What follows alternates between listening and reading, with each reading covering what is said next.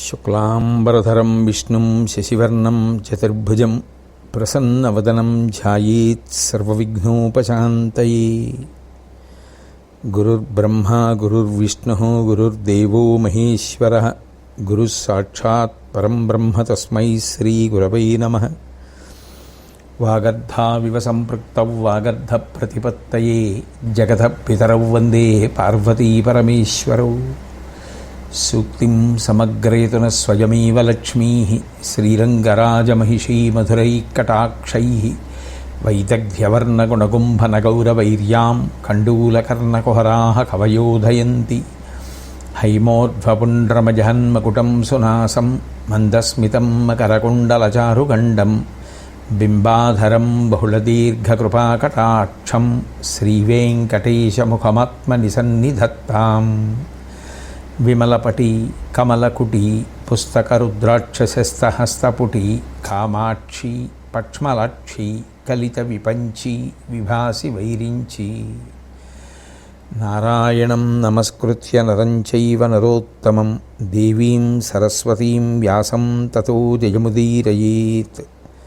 హరి ఓం. పరమేశ్వర స్వరూపైన సభకు నమస్కారం. రెండవ రోజు తెల్లవారింది. పుండరీకంబులుద్దంట పుండరీక చారుభంగి లేయండ కెంజాయనొప్పే అంత అక్కడ కురుబలమధిక రభస తుములముగత్రోచి అడతించె సమరమునకు. తెల్లటి పద్మాలు తామర పువ్వులు తెల్లటి గొడుగులు విచ్చుకున్నట్లుగా విచ్చుకున్నాయి ఆ సూర్యుని యొక్క లేత కిరణముల చేత. అదే సమయంలో ఆ అరుణోదయ సమయంలో పడేటటువంటి ఎర్రని కిరణముల యొక్క కాంతి చేత ఆ తెల్లటి తామరపూలు అరుణశోభని సంతరించుకున్నాయి. కౌరవ బలం అంతా కూడా నిద్రలేచి సంతోషంగా పరమోత్సాహంతో యుద్ధభూమికి బయలుదేరి వచ్చారు.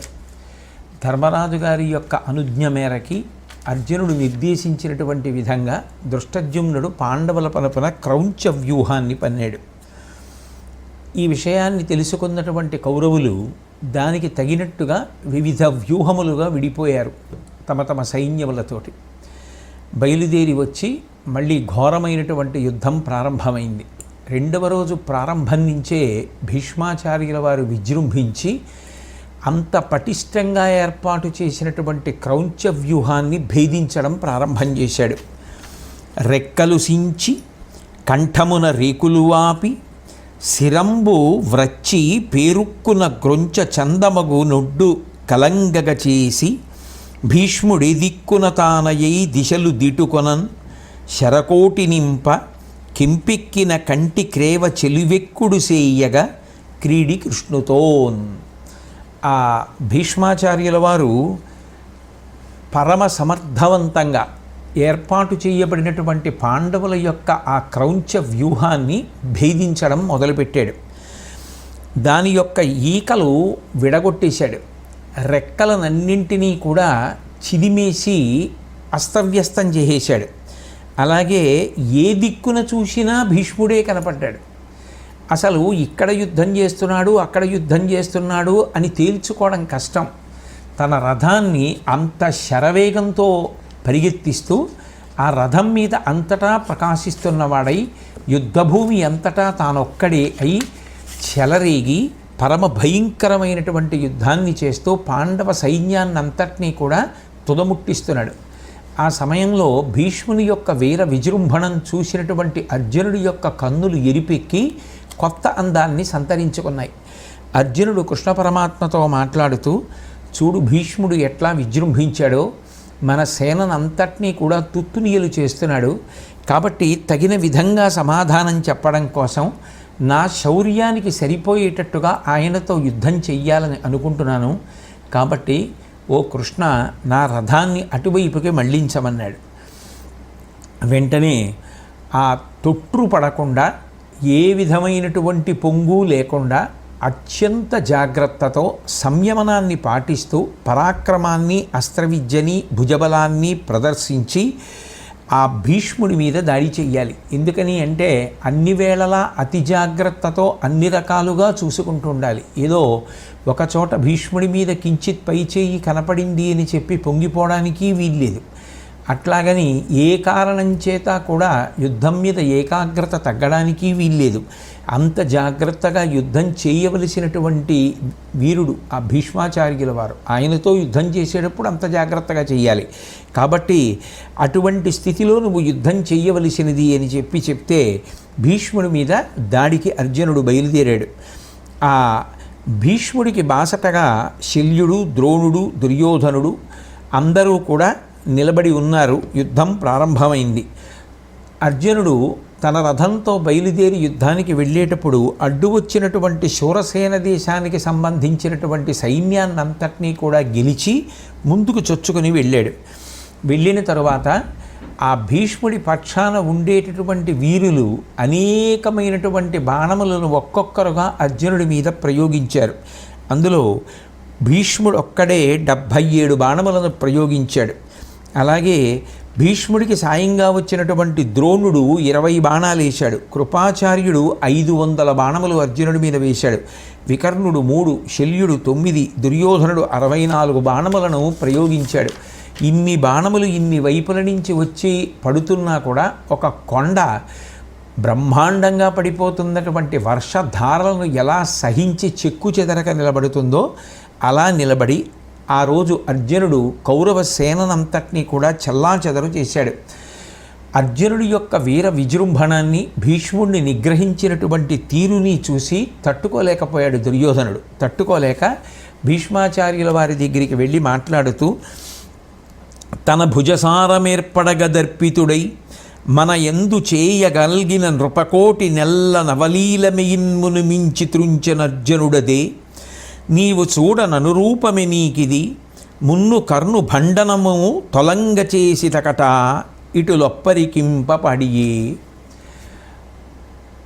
ఓ భీష్మాచార్య, మీరు చూస్తున్నారు కదా, అర్జునుడు తన భుజ దర్పానికి సరిపోయేటటువంటి విధంలో పరమ భయంకరమైనటువంటి యుద్ధం చేస్తూ మనతో అనుగమించి యుద్ధానికి వచ్చినటువంటి మిత్రులైనటువంటి రాజులందరినీ కూడా భంగపాటుకు గురయ్యేటట్టుగా చేస్తున్నాడు. అర్జునుడు ఇట్లా విజృంభిస్తుంటే మీరు ఇట్లా చూస్తూ ఊరుకోవడం అనేటటువంటిది సమంజసంగా లేదు. పైగా యుద్ధ ప్రారంభంలోనే మీరు కర్ణుణ్ణి యుద్ధానికి రావద్దు అని చెప్పారు. ఇప్పుడు కర్ణుడి సాయం కూడా మనకి లేదు. అటువంటి సమయంలో మీరేమో అర్జునుడితో యుద్ధం చెయ్యకుండా సరి అయిన రీతిలో ఆ అర్జునుడు చేస్తున్నటువంటి యుద్ధాన్ని కేవలం చూస్తూ ఉండడం చేత సంక్లిష్టమైనటువంటి పరిస్థితి ఏర్పడుతోంది. ఇలా మీరు ఉపేక్ష వహించి చూడడం న్యాయమా అని అడిగాడు. అడిగితే వెంటనే ఆ విధంగా దుర్యోధనుడు అధిక్షేపించిన తరువాత భీష్ముడు అనేకమైనటువంటి బాణములను ప్రయోగించి శక్తినంతటినీ ప్రదర్శించాలనేటటువంటి అకుంఠితమైనటువంటి నిర్ణయంతో ఆయన యుద్ధాన్ని ప్రారంభం చేశాడు. ఆ బాణములను ప్రయోగించి అర్జునుడి యొక్క మనసుని బాగా నొప్పించాడు, శరీరం ఖేదపడేటట్టుగా చేశాడు. అలాగే శ్రీకృష్ణ పరమాత్మ యొక్క వక్షస్థలాన్ని కూడా ఛేదించాడు. కృష్ణుడు నెత్తుటితో తడిసిపోయి ఎర్రటి చిగురాకులతో శోభిల్లేటటువంటి పారిజాత పువ్వులతో కూడుకున్నటువంటి చెట్టు ఎలా ఉంటుందో అటువంటి రీతిలో ప్రకాశిస్తున్నాడు. అంత ఘోరమైనటువంటి యుద్ధం అర్జునుడికి భీష్మాచార్యుల వారికి జరిగింది. అయితే అప్పుడు ఆ భీష్ముడు ప్రయోగించినటువంటి బాణ పరంపరనంతటినీ కూడా అర్జునుడు సహించి తన సైన్యం ఏమాత్రం చెక్కు చెదరకుండా చూసుకున్నాడు. అర్జునుడు ప్రయోగిస్తున్నటువంటి బాణ పరంపర చేత కౌరవ సైన్యానికి ఎటువంటి ఇబ్బంది కలగకుండా భీష్మాచార్యుడు కాపుదల వహించాడు. ఈ విధంగా ఇద్దరి మధ్య సంకుల సమరం జరుగుతుంటే చూసినటువంటి వీరులందరూ ఆశ్చర్యంతో యుద్ధం చేస్తే భీష్ముడితో అర్జునుడే చెయ్యాలి, అర్జునుడితో యుద్ధం చేస్తే భీష్ముడే చెయ్యాలి, ఇద్దరూ ఒకరికొకరు సరిపోయినటువంటి వారు, పరాక్రమాలంటే ఇంత గొప్పగా ఉంటాయి కదా అని ఆశ్చర్యపోతూ మాట్లాడుకుంటున్నారు. ఆ మాట్లాడుకుంటున్నటువంటి సమయంలో ఆ ద్రోణాచార్యుల వారికి దృష్టజుమ్నుడికి పరమ భయంకరమైనటువంటి యుద్ధం ప్రారంభమైంది. వృషతపౌత్రుండు గదవైవ పిడుగువోలే నడరునెడ పొడిగా చేసే నస్త్రగురుడు బల్లములు గట్టి మైవరు వెల్లచించి అతని నిత్తిటిలో ముంచె శితశరములా. ఆ దృష్టజ్యుమ్నుడు పాండవుల యొక్క సర్వసైన్యాధిపతి. ఆయన ప్రయోగించినటువంటి ఒక గొప్ప గదని విరిచేసి ద్రోణాచార్యుల వారు ఒక గొప్ప బాణాన్ని ప్రయోగించాడు. ఆ బాణం ఏం చేసింది అంటే దృష్టజ్యుమ్నుడి యొక్క కవచాన్ని భేదించి ఆయన శరీరాన్ని డొల్లపుడిచింది. ఆ కారణం చేత దృష్టజ్యుమ్నుడు ఆ శరీరంలోంచి కారిపోతున్నటువంటి నెత్తుటి ఆ ప్రవాహంలో తేలేడు. అంత గొప్పగా నెత్తురు కారేటట్టుగా ద్రోణాచార్యుల వారు దృష్టజ్యుమ్నుడి మీద ఆ బాణప్రయోగం చేశాడు. దృష్టజ్యుమ్నుడు కూడా ఎంతమాత్రమూ యుద్ధంలో వెనక్కి తీయకుండా ద్రోణాచార్యుల వారి మీద అంత గొప్పగాను యుద్ధం చేశాడు.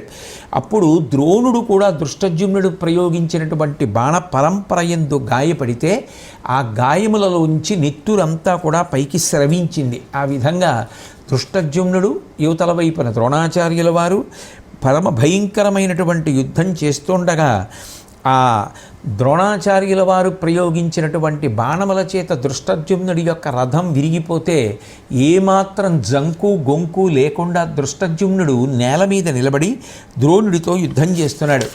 ఆయన ఆ రోజున చూపించినటువంటి రౌద్రాకృతికి కౌరవ సైన్యం అంతా కూడా గజగజలాడిపోయింది. రథం విరిగిపోయినా, నేల మీద నిలబడవలసి వచ్చినా, నిలబడి యుద్ధం చేస్తున్నా అంత గొప్పగా దృష్టజ్యుమ్నుడు యుద్ధం చేస్తున్నాడు. అయితే గురువైనటువంటి ద్రోణాచార్యుల వారు ప్రయోగించినటువంటి బాణ పరంపర యొక్క తాకిడికి దృష్టజ్యుమ్నుడు కూడా తట్టుకోలేకపోయాడు.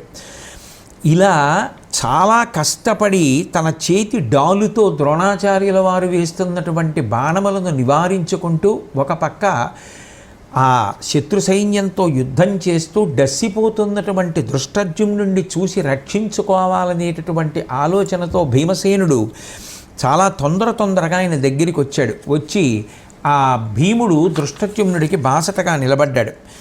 నిలబడి ఇద్దరు యుద్ధం చేస్తున్నటువంటి సమయంలో కేతుమంతుడు ఆ భీష్మునిపైకి విజృంభించాడు. అలాగే ఆ భీముని పైకి విజృంభించాడు కేతుమంతుడు. ఆ విజృంభించినటువంటి సమయంలో భీముడు ప్రయోగించినటువంటి బాణ పరంపరలో ఎట్లా అయితే అగ్నిహోత్రంలో దీపపు పురుగులు పడి నశించిపోతాయో అలా కేతుమంతుడు నశించిపోయాడు. ఆ తర్వాత కళింగరాజు యొక్క పుత్రుడైనటువంటి శక్రదేవుడు భీమసేనుణ్ణి ఎదుర్కొని భయంకరమైనటువంటి యుద్ధాన్ని ప్రారంభించి ఆ భీముడి యొక్క రథానికి కట్టబడి ఉన్నటువంటి గుర్రములనన్నింటినీ కూడా సంహరించాడు. భీముడు కోపం వచ్చి ఒక పెద్ద గదని ఒకదాన్ని ఆ శక్రదేవుడి మీదకి విసిరాడు. ఆ శక్రదేవుడు సారథితో పాటు ఆయన రథానికి కట్టబడి ఉన్నటువంటి పతాకం అన్నీ కూడా కిందకి కూలిపోతే ఆ శక్రదేవుడు అక్కడికక్కడ మరణించాడు. అలాగే భీమసేనుడు ఆ కళింగరాజు యొక్క తమ్ముడు, కళింగరాజు శృతాయువు, ఆ శృతాయువు యొక్క తమ్ముడైనటువంటి భానుమంతుణ్ణి ఆ యుద్ధంలో సంహారం చేశాడు. అట్లా భయంకరమైనటువంటి యుద్ధం జరుగుతోంది. ఈ కళింగ భూపతి శృతాయువు భీముడి మీద యుద్ధానికి వచ్చాడు. యుద్ధానికి వచ్చి ఇద్దరు యుద్ధం చేస్తున్నటువంటి సమయంలో ఆ శృతాయువు రథం మీదనే స్పృహ తప్పి పడిపోయేటట్టుగా భీముడు కొట్టాడు. ఆ భీముడు అతని రథచక్ర రక్షకులైనటువంటి సత్యుడిని, సత్యదేవుణ్ణి సంహరించి ఆకాశం దద్దరిల్లిపోయేటట్టుగా ఒక పెద్ద సింహనాదం చేశాడు. ఆ విధంగా సంకుల సమరం నడుస్తుండగా భీష్ముడు వెంటనే ఆ ప్రదేశానికి వచ్చి భీముడి మీద బాణ ప్రయోగం చేశాడు. ప్రయోగం చేసి భీముడు కలత చెందేటట్టుగా పరమాద్భుతమైనటువంటి రీతిలో యుద్ధాన్ని మొదలుపెట్టాడు. భీముడు కూడా శక్తి అనేటటువంటి ఆయుధాన్ని ఆ భీష్ముడి మీదకి ప్రయోగించాడు. ఆ శక్తిని భీష్ముడు 3 ముక్కలుగా చేశాడు. ఆ తర్వాత ఆ భీముడికి కోపం వచ్చి గదని చేత్తో పట్టుకొని ఆ భీష్మాచార్యుల వారితో యుద్ధం ప్రారంభం చేశాడు. ఆ సమయంలో సాత్యకి ఆశ్చర్యకరమైనటువంటి రీతితో కూడుకున్నటువంటి ఒక విశేషాన్ని చేశాడు. ఆయన అక్కడ భీముడు యుద్ధం చేస్తుండగా ఒక్క ఉదుటున భీముడిని దాటి ఏదో ఇంద్రజాలం చేశాడా అన్నట్టుగా ఒక అస్త్రాన్ని సంధించి భీష్ముడి యొక్క రథసారథిని పడగొట్టాడు. ఆ రథసారథిని పడగొట్టగానే సారథి లేనటువంటి గుర్రాలు వాయువేగంతో భీష్మాచార్యుల వారు కూర్చుని ఉన్నటువంటి రథాన్ని యుద్ధభూమిలోంచి తీసుకుని వెళ్ళిపోయాయి. వాయువేగంబులైన తద్వాహనములు భీష్ము తేరెత్తుకొని పారే పృథివీ అదురువనప్పుడు మన సైనికులు కీచకారికెదురు నలికి పాసిన బయలయ్యే అతని మనుము. ఆ విధంగా సాత్యకి ఎప్పుడైతే సారథిని చంపేశాడో భీష్ముడు కూర్చున్నటువంటి రథం యుద్ధభూమిలోంచి ఆ గుర్రములు పరిగెత్తుకుంటూ తీసుకుని వెళ్ళిపోయినటువంటి కారణం చేత ఒక విధంగా భీష్మాచార్యుల వారు ఆ రోజు భంగపాటుని ఎదుర్కోవలసి వచ్చింది. ఆ సమయంలో ఏర్పడినటువంటి భూమి యొక్క దద్దరిల్లిన శబ్దానికి భీముడి ముందు ఉన్నటువంటి సైనికులందరూ చెల్లాచెదరైపోతే ఆ భీముని యొక్క ఉద్ధతిని చూసి తొలగిపోతే ఆయన ముందంతా ఖాళీ భాగం ఏర్పడింది. అంత గొప్పగా భీముడు సాత్యకి కలిసి భీష్ముడికి ఒక రకమైన భంగపాటుతో కూడుకున్నటువంటి కించిత్ పరాజయ సూచన కలిగేటట్టుగా చేశారు. మరి ఆ సారథి మరణించి భీష్ముడు కూర్చున్నటువంటి రథం యుద్ధభూమిలోంచి తొలగిపోవడం అంటే అటువంటి మహానుభావుడికి, ఆ స్థాయి మహావీరుడికి అది ఒక రకంగా అవమానమే. కాబట్టి ఆ రకంగా భీష్ముని యొక్క రథం ఆ యుద్ధభూమి నుంచి వెళ్ళిపోయింది. వెళ్ళిపోగానే ధర్మరాజు అవకాశం చూసుకొని సైన్యాన్నంతటినీ కూడా ఉత్సాహపరిచాడు. ఇది సరి అయినటువంటి అదును, అందరూ కమ్ముకుని ఆ కౌరవ సైన్యాన్ని మట్టుపెట్టే ప్రయత్నం చెయ్యండి అని. వెంటనే పాండవ సైన్యాలన్నీ కూడా ఉత్సాహాన్ని పొంది విజృంభించి యుద్ధాన్ని ప్రారంభం చేశాయి. అర్జునుడు ప్రయోగించినటువంటి బాణ పరంపర వలన ఆ రోజున కౌరవ సైన్యంలో ఖండముల కింద అందరూ కూడా పడిపోయారు. విరిగిపోయినటువంటి రథాలు, తెగిపోయినటువంటి తలలు కలిగినటువంటి ఏనుగులు, గుర్రాలు, విరిగిపోయినటువంటి రథాలు, ప్రవహిస్తున్నటువంటి నెత్తుటితో యుద్ధభూమి అంతా కూడా పరమ భయంకరంగా కనపడింది. ఎక్కడ చూసినా విరిగి పడిపోయినటువంటి పతాకాలు, ఆ రథంలో ఉన్నటువంటి వీరులకు అలంకరింపబడినటువంటి గొడుగులు విరిగి నేల మీద పడిపోతే పరమ భయంకరమైనటువంటి స్థితిలో ఆ సమయంలో ఆ యుద్ధభూమి అంతా కనపడుతుంటే ఆ తమ మీద వెళ్ళవలసినటువంటి మనుష్యులు కింద పడిపోయినటువంటి కారణం చేత వాళ్ళ వాహనములైనటువంటి గుర్రాలు, ఏనుగులు మొదలైనటువంటివి అదుపు తప్పి పరిగెడుతుంటే వాటి కాళ్ళ కింద పడిపోతామనేటటువంటి భయంతో కౌరవ సైన్యం అంతా కూడా చెల్లాచెదరైపోయింది. అది చూసి కృష్ణుడు పరమ సంతోషంతో ఆ పాంచజన్యాన్ని, అర్జునుడు దేవదత్తాన్ని పూరించాడు.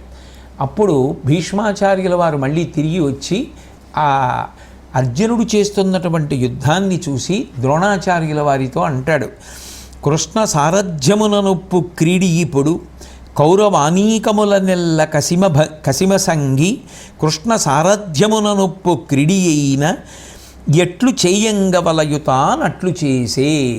చూశారా ద్రోణాచార్య, అర్జునుడు ఇవాళ ఇంత గొప్పగా యుద్ధభూమిలో ఈ సైన్యం మధ్య తన రథం మీద తిరిగి యుద్ధం చేసి ఇంతమంది మడిచిపోయేటట్టుగా తన పరాక్రమాన్ని ప్రదర్శించి కౌరవ సైన్యాన్ని చెల్లాచెదరు చేయగలిగాడు అంటే అది అర్జునుడి యొక్క పరాక్రమం ఒక్కటే కాదు.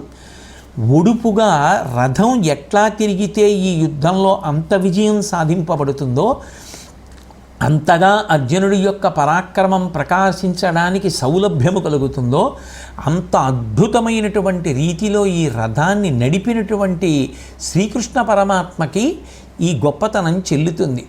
ఏదైనప్పటికీ కృష్ణుడు కృష్ణుడే, అర్జునుడు అర్జునుడే. కృష్ణార్జునులు ఇద్దరూ కలిసి కూర్చుని ఇటువంటి యుద్ధం చేస్తుంటే తప్పించగలిగినటువంటి వాడెవరుంటాడు అని అర్జునుడి యొక్క హస్తలాఘవానికి, ఆయన చేసినటువంటి యుద్ధానికి, ఆ శత్రు సైన్యాన్ని పారద్రోలినటువంటి విధానానికి, శ్రీకృష్ణ పరమాత్మ యొక్క సారథ్య ప్రౌఢిమకి భీష్ముడు సంతోషించి ద్రోణాచార్యుల వారితో అభినందన పురస్సరంగా మాట్లాడి, ఇప్పుడు ఆ అర్జునుణ్ణి చూస్తే మూడో కన్ను తెరిచినటువంటి శివుడు ఎలా ఉంటాడో అలా ఉన్నాడు. కాబట్టి మన సైన్యం ఇప్పుడు అదుపు తప్పిపోయింది, సేనలన్నీ కూడా పారిపోతున్నాయి. కాబట్టి ఇప్పుడు ముందు కర్తవ్యం ఆ సైన్యాన్నంతటినీ కూడా నిగ్రహించాలి అని చెప్పి ఆ సైన్యం పారిపోకుండా రణరంగంలో మోహరించారు. తర్వాత అప్పటికే సైన్యం అంతా బడలిపోయి ఉందని, వాళ్ళందరూ కూడా అలసట పొంది ఉన్నారని, సూర్యుడు అస్తమించేటటువంటి వేళ అయిందని,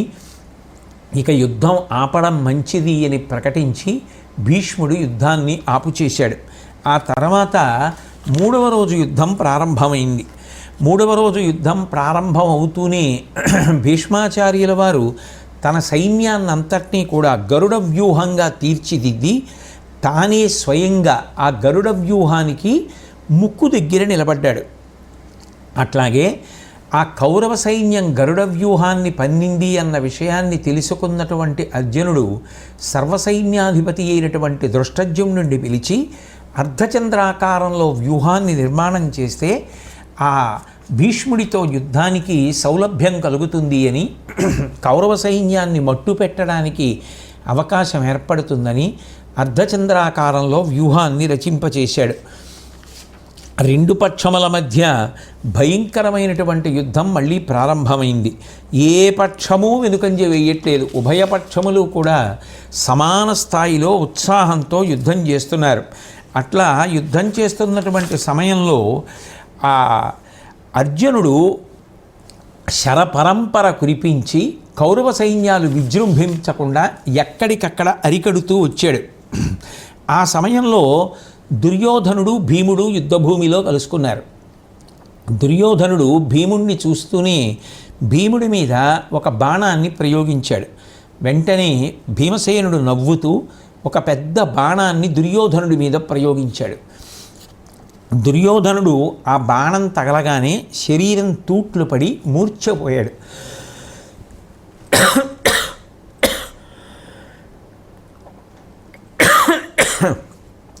అలా మూర్ఛపోయిన తరువాత దుర్యోధనుణ్ణి రక్షించుకోవాలి అనేటటువంటి సంకల్పంతో ఆ సారథి రథాన్ని యుద్ధభూమిలోంచి మరల్చి వెనక్కి తీసుకుని వెళ్ళిపోయాడు. క్షేమంగా దుర్యోధనుణ్ణి వీరొక ప్రదేశానికి చేర్చాడు. ఆ దృష్టద్యుమ్నుడు భీముడు కలిసి తరిమి కొట్టగా ఆ కౌరవ సైన్యం అంతా కూడా చెల్లాచెదరైపోయింది. ఆ సాత్యకి అభిమన్యుడు కలిసి వెంటాడుతుంటే శకుని సైన్యం అంతా కూడా ధైర్యాన్ని కోల్పోయి పారిపోవడం మొదలుపెట్టింది. కొంతసేపు అయిన తరువాత ఆ రథంలో సారథి దుర్యోధనుడు మూర్ఛపోయి ఉండగా తీసుకుని వెళ్ళిపోయాడు కదూ. ఆ దుర్యోధనుడు మూర్ఛ నుంచి తేరుకున్నాడు. తేరుకుని మళ్ళీ యుద్ధాన్ని వెనక్కి తిప్పి సారథిని మందలించాడు. అంత గొప్ప యుద్ధం జరుగుతుంటే అసలు ఎవరు నిన్ను యుద్ధంలో అవతల వైపు నుంచి యువతల వైపుకి తీసుకురమ్మన్నారు? రథాన్ని అలా వెనక్కి తీసుకురావడం అనేటటువంటిది నాకు అవమానం కదా అని మందలించి రథాన్ని తీసుకొని మళ్ళీ యుద్ధభూమికి వచ్చాడు. వచ్చి గొప్ప సింహనాదం ఒకటి చేసి బలపరాక్రమాలు పుంజుకొని మళ్ళీ యుద్ధాన్ని ప్రారంభం చేశాడు. ప్రారంభం చేస్తూ భీష్మాచార్యుల వారి దగ్గరికి వెళ్ళి ఓ మాట అన్నాడు. ఉక్కున 3 లోకములనొక్కట తాకిన ఏమి పోర మీరొక్కడొకండ గెల్చుటను నోపుదు. పోర మీరొక్కడొకండ గెల్చుటకు నోపుదు రశ్రమ వృత్తి. ఇట్టి మీ ముక్కున నూర్పుగల్గా మన మోహర మీ దురవస్థ పొందునే అక్కట మున్న పాండవులు కల్గగా నొల్ల మిసెప్పరైతిరే. ఆ భీష్మాచార్యుల వారిని విమర్శ చేస్తూ ఆయన యుద్ధం చేయకపోవడం వల్లే తాను మూర్ఛపోయానని, తన రథాన్ని యుద్ధభూమి నుండి మరల్చవలసి వచ్చిందని, పాండవ సైన్యాలు విజృంభించగలుగుతున్నాయని, భీష్ముడు తలుచుకుంటే తన శక్తిని అంతటినీ కూడా నిజానికి ప్రదర్శిస్తే పాండవ పక్షం అంత గొప్ప యుద్ధం చెయ్యలేదని మనసులో స్థిరమైనటువంటి నిర్ణయం పొందినటువంటి వాడై భీష్ముడితో అక్కసుతో మాట్లాడడం ప్రారంభం చేశాడు. అంత పెద్ద ఆయన, అంత గౌరవనీయుడు, ఆ వయసులో అంత గొప్ప యుద్ధం చేస్తున్నాడు అని ఆలోచించకుండా ఆయన్ని విమర్శిస్తూ ఉక్కున 3 లోకములనొక్కట తాకిన ఏని పోర మీరొక్కడొకండ గెల్చుటకు నోపుదు రశ్రమ వృత్తి. 3 లోకములు కట్టకట్టుకుని యుద్ధానికి వచ్చినా కూడా శ్రమ లేకుండా మూడు లోకములను మీరొక్కరే గెలవగలరు. అంతటి సమర్థత కలిగిన వారు తాతగారు భీష్మాచార్య మీరు. ఇట్టి మీ ముక్కున నూర్పుగల్గా ఇంకా మీరు ఊపిరి తీస్తుండగా, అంటే మీరు బతికుండగా, ఆ మాట ఎంత కఠినమైనటువంటి మాట. అది ఒక తాతగారిని ఉద్దేశించి ఆ వంశాన్ని నిలబెట్టడానికి అన్ని త్యాగాలు చేసినటువంటి ఒక మహాపురుషుణ్ణి ఉద్దేశించి దేవదానవులు కూడా ఎవరి యుద్ధాన్ని చూసి ప్రశంసించారో, మొదటి రోజు ఆయన యుద్ధం చూసి ధర్మరాజే హడలిపోయాడో అటువంటి పెద్దాయన్ని పట్టుకుని అటువంటి మాటలు ప్రయోగించడం అనేటటువంటిది దుర్యోధనుడి యొక్క గర్వానికి అహంకారానికి ప్రతీకలు. అందుకే ఇట్టి మీ ముక్కున ఊర్పుగల్గా మీరు ఇంకా ఊపిరి తీస్తుండగా, మీరు బ్రతికుండగా, ఈ మన మోహరమీ దురవస్థ పొందునే మన సైన్యం ఇటువంటి దుర్భరమైనటువంటి స్థితిని పొందవచ్చా? అక్కట మున్న పాండవుల కల్గగ నొల్లమి సెప్పరైతిరి. పాండవులు బాధపడేటట్టుగా, పాండవులకు కష్టం కలిగేటట్టుగా నేను యుద్ధం చెయ్యను అని మీరు ముందే చెప్పి ఉంటే నా దారి నేను చూసుకునేవాడిని కదా. ఆ రోజు మీరు సభలో కర్ణుణ్ణైతే మాత్రం అంత కఠినంగా చెప్పారు, నువ్వు యుద్ధానికి రావక్కర్లేదు, నువ్వు రావద్దు, నీ బంధువులు రావద్దు, స్నేహితులు రావద్దు, నీ కుమారులు రావద్దు, తమ్ముళ్ళు రావద్దు, నేను యుద్ధం చేస్తాను, నా యుద్ధం ఏమిటో చూద్దు కానీ అన్నారు. కర్ణుడితో ఆ రోజు అంత పరుషంగా అంత కఠినంగా మాట్లాడినటువంటి మీరు నాతో ఆనాడే ఇంకొక మాట చెప్పి ఉంటే, పాండవులతో నేను కఠినంగా యుద్ధం చెయ్యను అని స్పష్టంగా చెప్పి ఉంటే నా దారి నేను చూసుకుని ఉండేవాడిని. కానీ మీరు ఏదో పెద్ద యుద్ధం చేసేటటువంటి వారిలా నాతో మాట్లాడి తీరా యుద్ధానికి వచ్చిన తరువాత నా ఆశలన్నీ అడియాసలు చేసి మీరు ఇలా చూస్తూ ఊరుకుంటే, మీ శక్తిని ప్రదర్శించకపోతే నేను భంగపాటుకి గురవుతున్నాను కదూ. కాబట్టి మీరు నిష్కారణంగా ఎందుకు అటువంటి మాటలు చెప్పి సర్వసైన్యాధ్యక్ష పదవిని స్వీకరించారు అంటే, ఒక రకంగా అంతర్లీనంగా ప్రతిపాదన ఏమిటి అంటే, మీరు ఆనాడు గొప్ప గొప్ప మాటలు చెప్పి ఇంత కీలకమైనటువంటి పదవిని స్వీకరించి పాండవుల మీద పక్షపాతంతో మీ శక్తికి తగినట్లుగా యుద్ధం చేయడం మానేసి పాండవుల గెలుపునకు పరోక్షంగా తోడ్పడుతున్నారు. ఇంతటి కుటిలమైనటువంటి బుద్ధి మనసులో పెట్టుకుని నీ శక్తికి తగినట్లు యుద్ధం చెయ్యని వాడివి, కర్ణుడిని యుద్ధానికి రాకుండా చేసిన వాడివి, నీకింత పక్షపాతం ఉంది అని నాకు ముందే చెప్పుంటే నేను నా దారి నేను చూసుకునేవాడిని కదా. ఎందుకు సర్వసైన్యాధ్యక్ష పదవిని అసలు స్వీకరించినట్టు? ఈ విషయం ముందు చెప్తే అసలు ఆ పదవిలో నిన్ను కూర్చోబెట్టేవాడినే కాదే. ఇటువంటి మాటలు అంతటి మహానుభావుడు ఈ భూమి మొత్తం మీద ఏ ఒక్క రాజు ఆయనతో యుద్ధం చేయడానికి సిద్ధపడడు. అటువంటి భీష్మాచార్యుల వారిని పట్టుకొని దుర్యోధనుడు ఇటువంటి మాటలు మాట్లాడడం అనేటటువంటిది నిజంగా ఆ భీష్ముడి మనసు ఆ రోజున అర్జునుడు ప్రయోగించిన బాణముల వలన కన్నా దుర్యోధనుడు పలికిన మాటల వలన ఎక్కువ ఖేదపడి ఉంటుంది. భీష్ముడు దుర్యోధనుడి వంక తిరిగి మాట్లాడుతూ, పురుహూత సహితమగు నిర్జర బలమునకైన గెలువ శక్యమే, సమరస్థిరులకు పాండు తనూజుల నరనాయక, నీకు ఇట్లనం తగవగునే. ఓ దుర్యోధన, నువ్వు నన్ను అనేటప్పుడు చాలా చులకనగా అనేశావు, కానీ నేను ఒక్క మాట చెప్తాను విను. దేవేంద్రుడు దేవతా సైన్యాన్నంతటినీ కూడా తీసుకుని వచ్చి యుద్ధం చేసినప్పటికీ కూడా పాండవులతో యుద్ధం చేసి గెలుపు పొందడం అనేటటువంటిది అంత తేలికైన విషయం అనుకుంటున్నావా? అటువంటిది దుర్యోధన, మనం పాండవుల మీద యుద్ధంలో అంత తేలికగా గెలిచేయడం అనేటటువంటిది ఎలా సంభవం అవుతుందని నువ్వు అనుకుంటున్నావు? వృద్ధులు, గతాయువులు, దుర్బుద్ధులు అగు వారిచేత పోదురే, శస్త్రాస్త్రోద్ధతియు బాహు గర్వ సమృద్ధియు కల పాండుసుతులు అమిత్రధ్వంసి. ఏమిటి అమిత్రధ్వంసి? మిత్రులు కానివారు శత్రువులు, శత్రువుల్ని ధ్వంసం చేయగలవాడా అని పిలిచాడు అంటే ఎత్తి పొడుపు. నిజంగా శత్రువులను సంహరించగలిగిన వాడైతే భీముడి చేతిలో మూర్ఛపోయి సారథి రథాన్ని తప్పించవలసిన పరిస్థితి ఎందుకు వస్తుంది?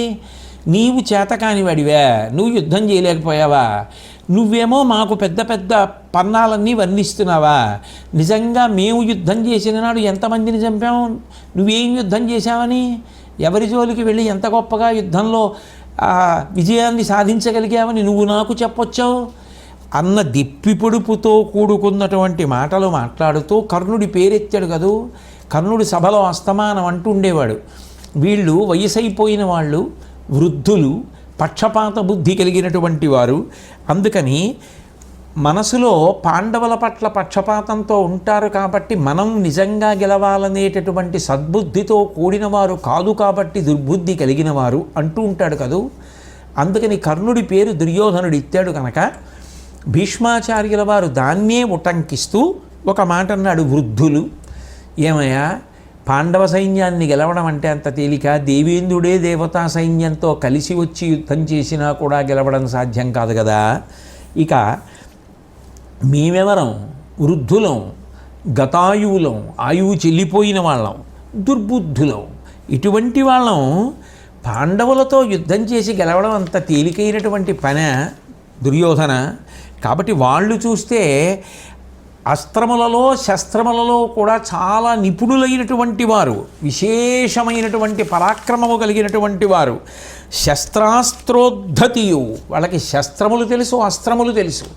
అస్త్రము అంటే మంత్రమును దాని మీద ప్రయోగించి విడిచిపెడితే అస్త్రం అవుతుంది, పట్టుకుని యుద్ధం చేస్తే శస్త్రం అవుతుంది. కొన్ని విసురుతారు, శూలాల వంటివి, కొన్ని చేత్తో పట్టుకుని యుద్ధం చేస్తారు, కత్తి వంటివి, కొన్ని చేత్తో పట్టుకుంటారు, విసురుతారు. పాశం ఉందనుకోండి, విసిరి వేసి లాగుతారు.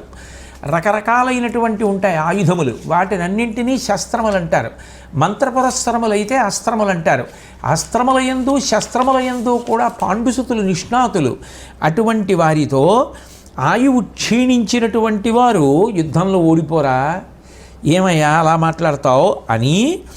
అయినను ఓపిన భంగిని భూనాయక పాండు రాజపుత్ర సముద్యత్సేనల కూల్చెద కనుగొను నీవును బంధులును సమీపస్థులరై. అయినా కూడా దుర్యోధన, ఇవాళ నేను చేసేటటువంటి అరివీర భయంకరమైనటువంటి యుద్ధాన్ని చూడు. నువ్వేం యుద్ధం చేయక్కర్లా, అలా నా దగ్గర ఉండి తాత యుద్ధం అంటే ఏమిటో చూడు ఎలా ఉంటుందో. నువ్వే కాదు, నీ సమీపస్థులైన బంధువులందరినీ కూడా పిలు, వాళ్ళందరికీ కూడా చూపించు. మీరేమిటి ఇలా చూస్తున్నారు, మీరు యుద్ధం చేయట్లేదు, మీ మాటలు నమ్మి మిమ్మల్ని సర్వసైన్యాధ్యక్ష పదవిలో పెట్టాను, మీరు కర్ణుడు రాకుండా చేశారు అంటున్నావు కదూ. ఇవాళ తాత యుద్ధం ఏమిటో చూడు, నువ్వు చెయ్యక్కర్లా. నువ్వే కాదు, నీ బంధువులందరినీ కూడా పిలు, వాళ్ళెవరు కూడా చెయ్యక్కర్లా యుద్ధం. అలా చూడమనం, తాత యుద్ధం అంటే ఏమిటో తెలుస్తుంది అని ఆయన ప్రచండమైనటువంటి యుద్ధానికి సన్నద్ధమయ్యాడు. ఎప్పుడైతే భీష్ముడు ఇటువంటి ప్రతిజ్ఞాపురస్సరమైనటువంటి పలుకులు పలికాడో కౌరవులు ఉత్సాహాన్ని పొందారు, శంఖాలు పూరించారు. కౌరవులందరిలోనూ కూడా గొప్ప సంతోషం కలిగింది. యుద్ధ సంబంధమైనటువంటి వాద్యములనన్నింటినీ మ్రోగించారు.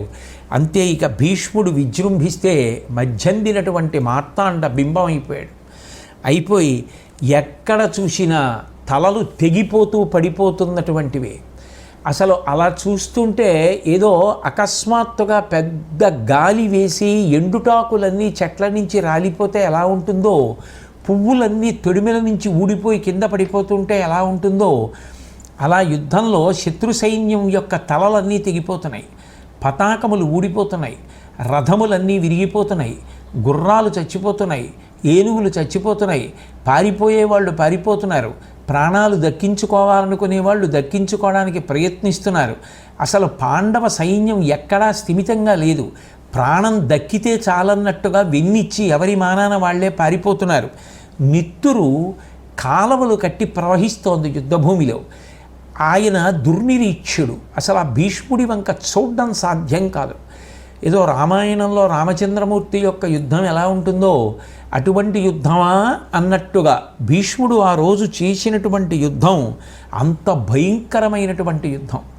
ఎక్కడ చూసినా తెగిపోయినటువంటి చేతులు, తెగిపోయినటువంటి కాళ్ళు, శరీరాలు, పాదాలు, బాణాలు, కత్తులు, గదలు, శూలాలు, కిరీటాలు, చేతి కడియాలు, భుజకీర్తులు, గుర్రాలు, ఏనుగులు, పతాకాలు, రథాలు, ఒక్క వ్యక్తి విజృంభించి చేసినటువంటి యుద్ధానికి అంత భయంకరమైనటువంటి రీతిలో శత్రు సంహారం చేశాడు. పాండవులందరూ కూడా ఆశ్చర్యపోయి ఆ భీష్ముడి యొక్క ఆ విజృంభణాన్ని అరికట్టలేక ఏమీ చెయ్యలేక నిలబడిపోయారు. పాండవ సైన్యమంతా కూడా వెనుతిరిగి పారిపోతోంది. అటువంటి సమయంలో ఆ భీష్ముడు యుద్ధరంగంలో ఎక్కడ చూసినా తానే కనపడుతున్నాడు. అంటే అసలు ఆ రథం అంత వేగంగా తిరుగుతోంది. ఇక్కడున్నాడు అక్కడున్నాడు అని లేదు. ఆ విజృంభణానికి ఇక అసలు పాండవ సైన్యం నిలబడలేకపోయింది. ఏదో కొరివిని చేత్తో పట్టుకుని గిరగిర తిప్పుతుంటే అగ్ని వలయం ఎలా ఏర్పడుతుందో మధ్యలో ఎక్కడా వ్యవధానం లేకుండా ఒక అగ్ని చక్రం తిరిగినట్టు ఎలా కనపడుతుందో భీష్ముడు యుద్ధభూమిలో అలా తిరుగుతున్నాడు. అది ఏదైనా ఇంద్రజాలం చేస్తున్నాడా అనిపించేటట్టుగా రథాన్ని అంత గొప్పగా తోలించాడు. అంత గొప్పగా బాణములు ప్రయోగిస్తుంటే అసలు అలసట లేని ఆయన చేతి శక్తికి ఆశ్చర్యపోయి ఎవరూ ఆయన ధాటికి నిలబడలేకపోయారు. అసలు ఆ దృఢత్వం కానీ, ఆ ధనస్సు పట్టుకోవడం కానీ, ఆ బాణములను తూణీరములలోంచి తీయడం కానీ, ఆ సంధించడం కానీ, లక్ష్యమును చూసి గురిపెట్టడం కానీ, విడిచిపెట్టడం కానీ, ఒక్క బాణం లక్ష్యాన్ని తప్పడం కానీ లేకుండా అసలు ఆయన చేసినటువంటి యుద్ధాన్ని చూసి చారణులు అని భూమికి శుభవార్తలు చెప్పేటటువంటి వారు, ఆ చారణులు, దేవతలు, ఋషులు అందరూ ఆకాశంలో నిలబడి మూడవ నాడు భీష్ముడు చేస్తున్నటువంటి యుద్ధానికి ఆశ్చర్యపోయి భీష్ముడిని ప్రశంసిస్తూ నిలబడిపోయారు. భీష్ముడు ఇంచుమించు పాండవ సైన్యంలో ఉన్నటువంటి చతురంగ బలాలన్నింటినీ కూడా నేలమట్టం చేసేశాడు. ఒక అడవిని కాల్చేస్తే ఎలా ఉంటుందో అంత భయంకరమైనటువంటి యుద్ధంతో అందరినీ పడగొట్టేశాడు.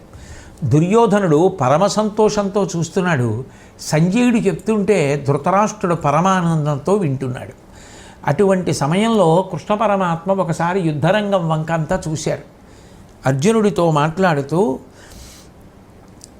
కృప గురు భీష్మ యుక్తముగ గెల్తు సుయోధను సేన అంచు నీవపరమితోగ్రశక్తి మెరయందరి గోరుచునుండు దిప్పుడున్ కుపిత యుగాంత రుద్రుగతి గోలుమసంగినవాడు భీష్ముడు ఏచి పటుభుజాబలంబు విలసిల్లగ మార్కొన కుంకి యొప్పుని.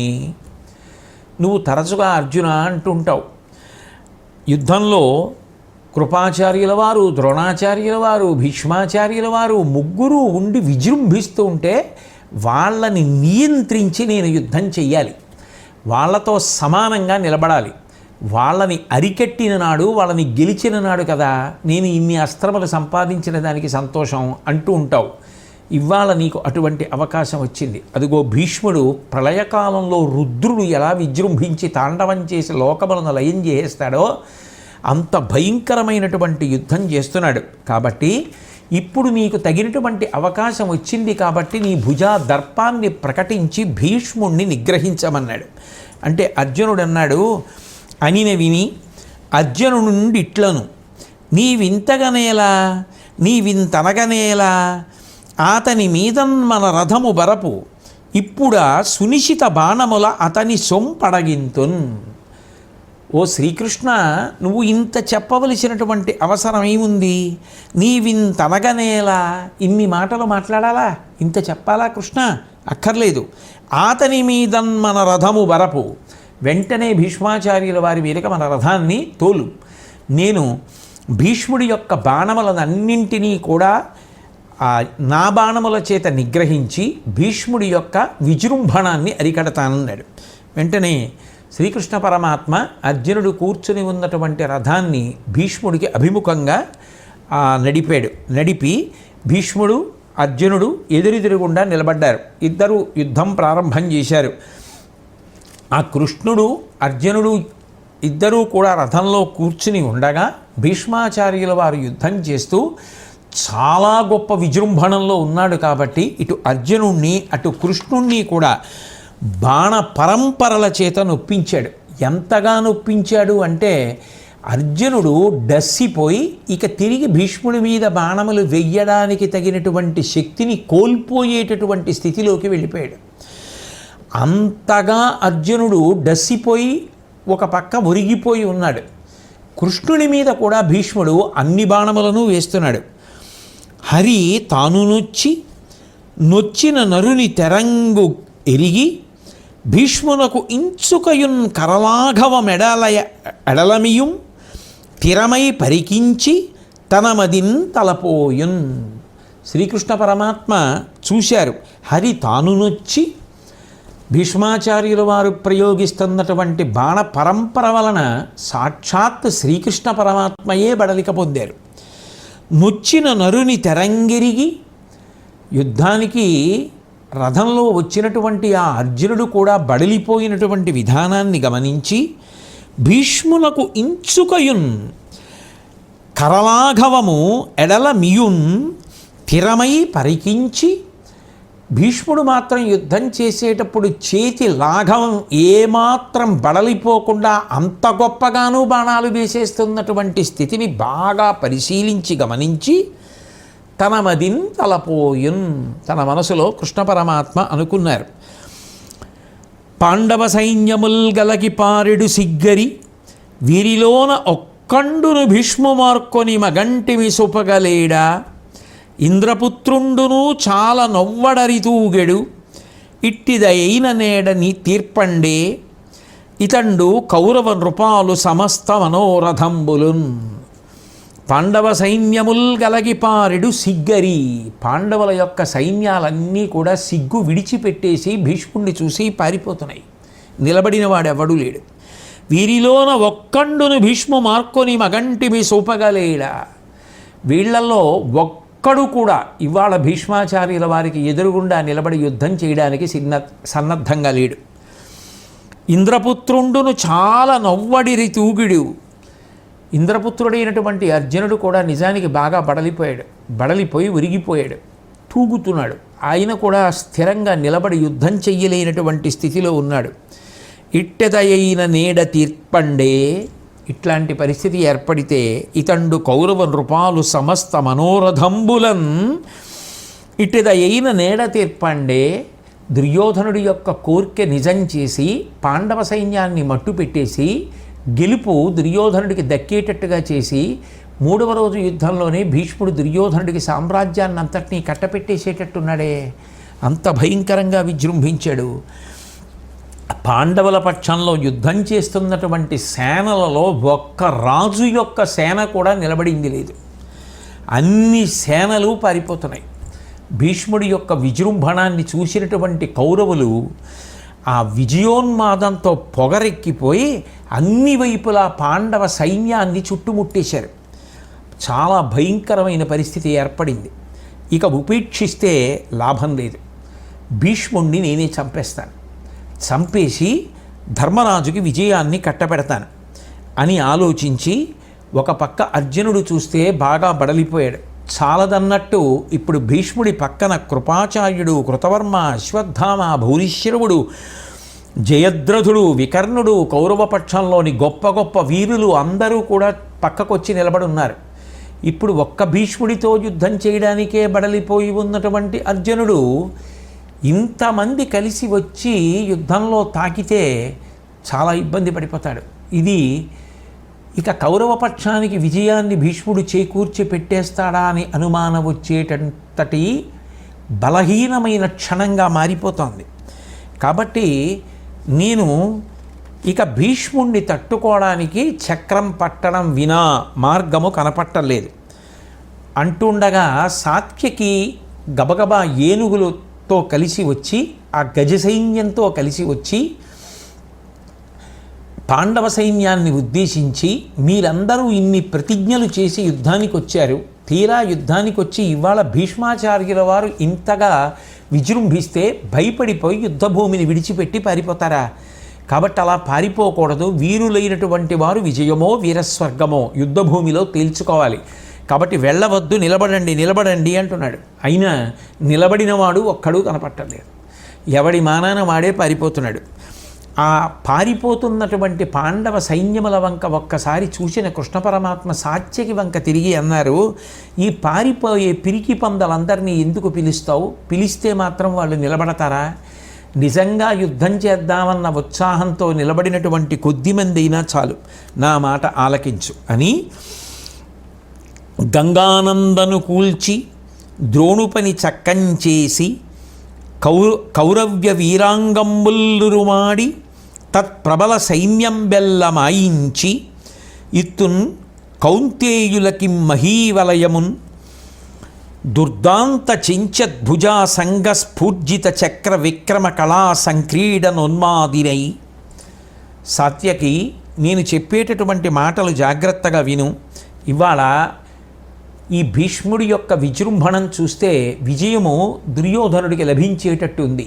ఇక నేను ఎంతమాత్రమూ ఉపేక్షించడానికి సిద్ధంగా లేను. నేనే సుదర్శన చక్రాన్ని చేతపట్టి భీష్ముడిని సంహరించి ఈ భూవలయాన్నంతటినీ కూడా ధర్మరాజుకి ఇవ్వడానికి నిశ్చయించుకున్నాను. కాబట్టి ఇప్పుడు నేను చక్రాన్ని చేతపట్టి భీష్ముడిని సంహరించడమే కాదు, ద్రోణాచార్యులు ఇతర కౌరవ వీరులందరికీ బుద్ధి చెప్పదలుచుకున్నాను. ఎవరిని ఎంత నిగ్రహించాలో అంత నిగ్రహిస్తాను. కాబట్టి సుదర్శన చక్రాన్ని పట్టుకుంటున్నానని చెప్పి ఒక్కసారి ఆ సుదర్శనాన్ని స్మరించగానే శ్రీకృష్ణ పరమాత్మ దగ్గరికి వచ్చిన చక్రాన్ని తన కుడి చేతి వేలికి ధరించినటువంటి వాడై ఆ గుర్రాల యొక్క కళ్యాలను పొందికగా తీసి ఆ రథం యొక్క నొగల మీద పెట్టి ఆయన ఒక్కసారి రథంలోంచి కిందకి దూకి ఆ సుదర్శన చక్రాన్ని చేత పట్టుకుని భీష్మాచార్యుల వారిని చంపడానికి పరిగెత్తుకుంటూ వెడుతున్నాడు. ఆ వెడుతున్నటువంటి సన్నివేశం హఠాత్ పరిణామం, అర్జునుడు ఊహించనిది. అంహోమర్దనుడా జనార్దనుడు మధ్యద్భీష్మ కుంభీంద్రుపై సింహోల్లాస విలాసియై కవియునుచ్చేకంబు నాటోపమున్ బ్రహ్మస్ఫూర్తియు దీప్తమూర్తియును సంరంభంబు చూడన్ జగత్ సంహారోన్ముఖుడైన రుద్రుగతి రౌద్ర ప్రక్రియన్ పుల్చినన్.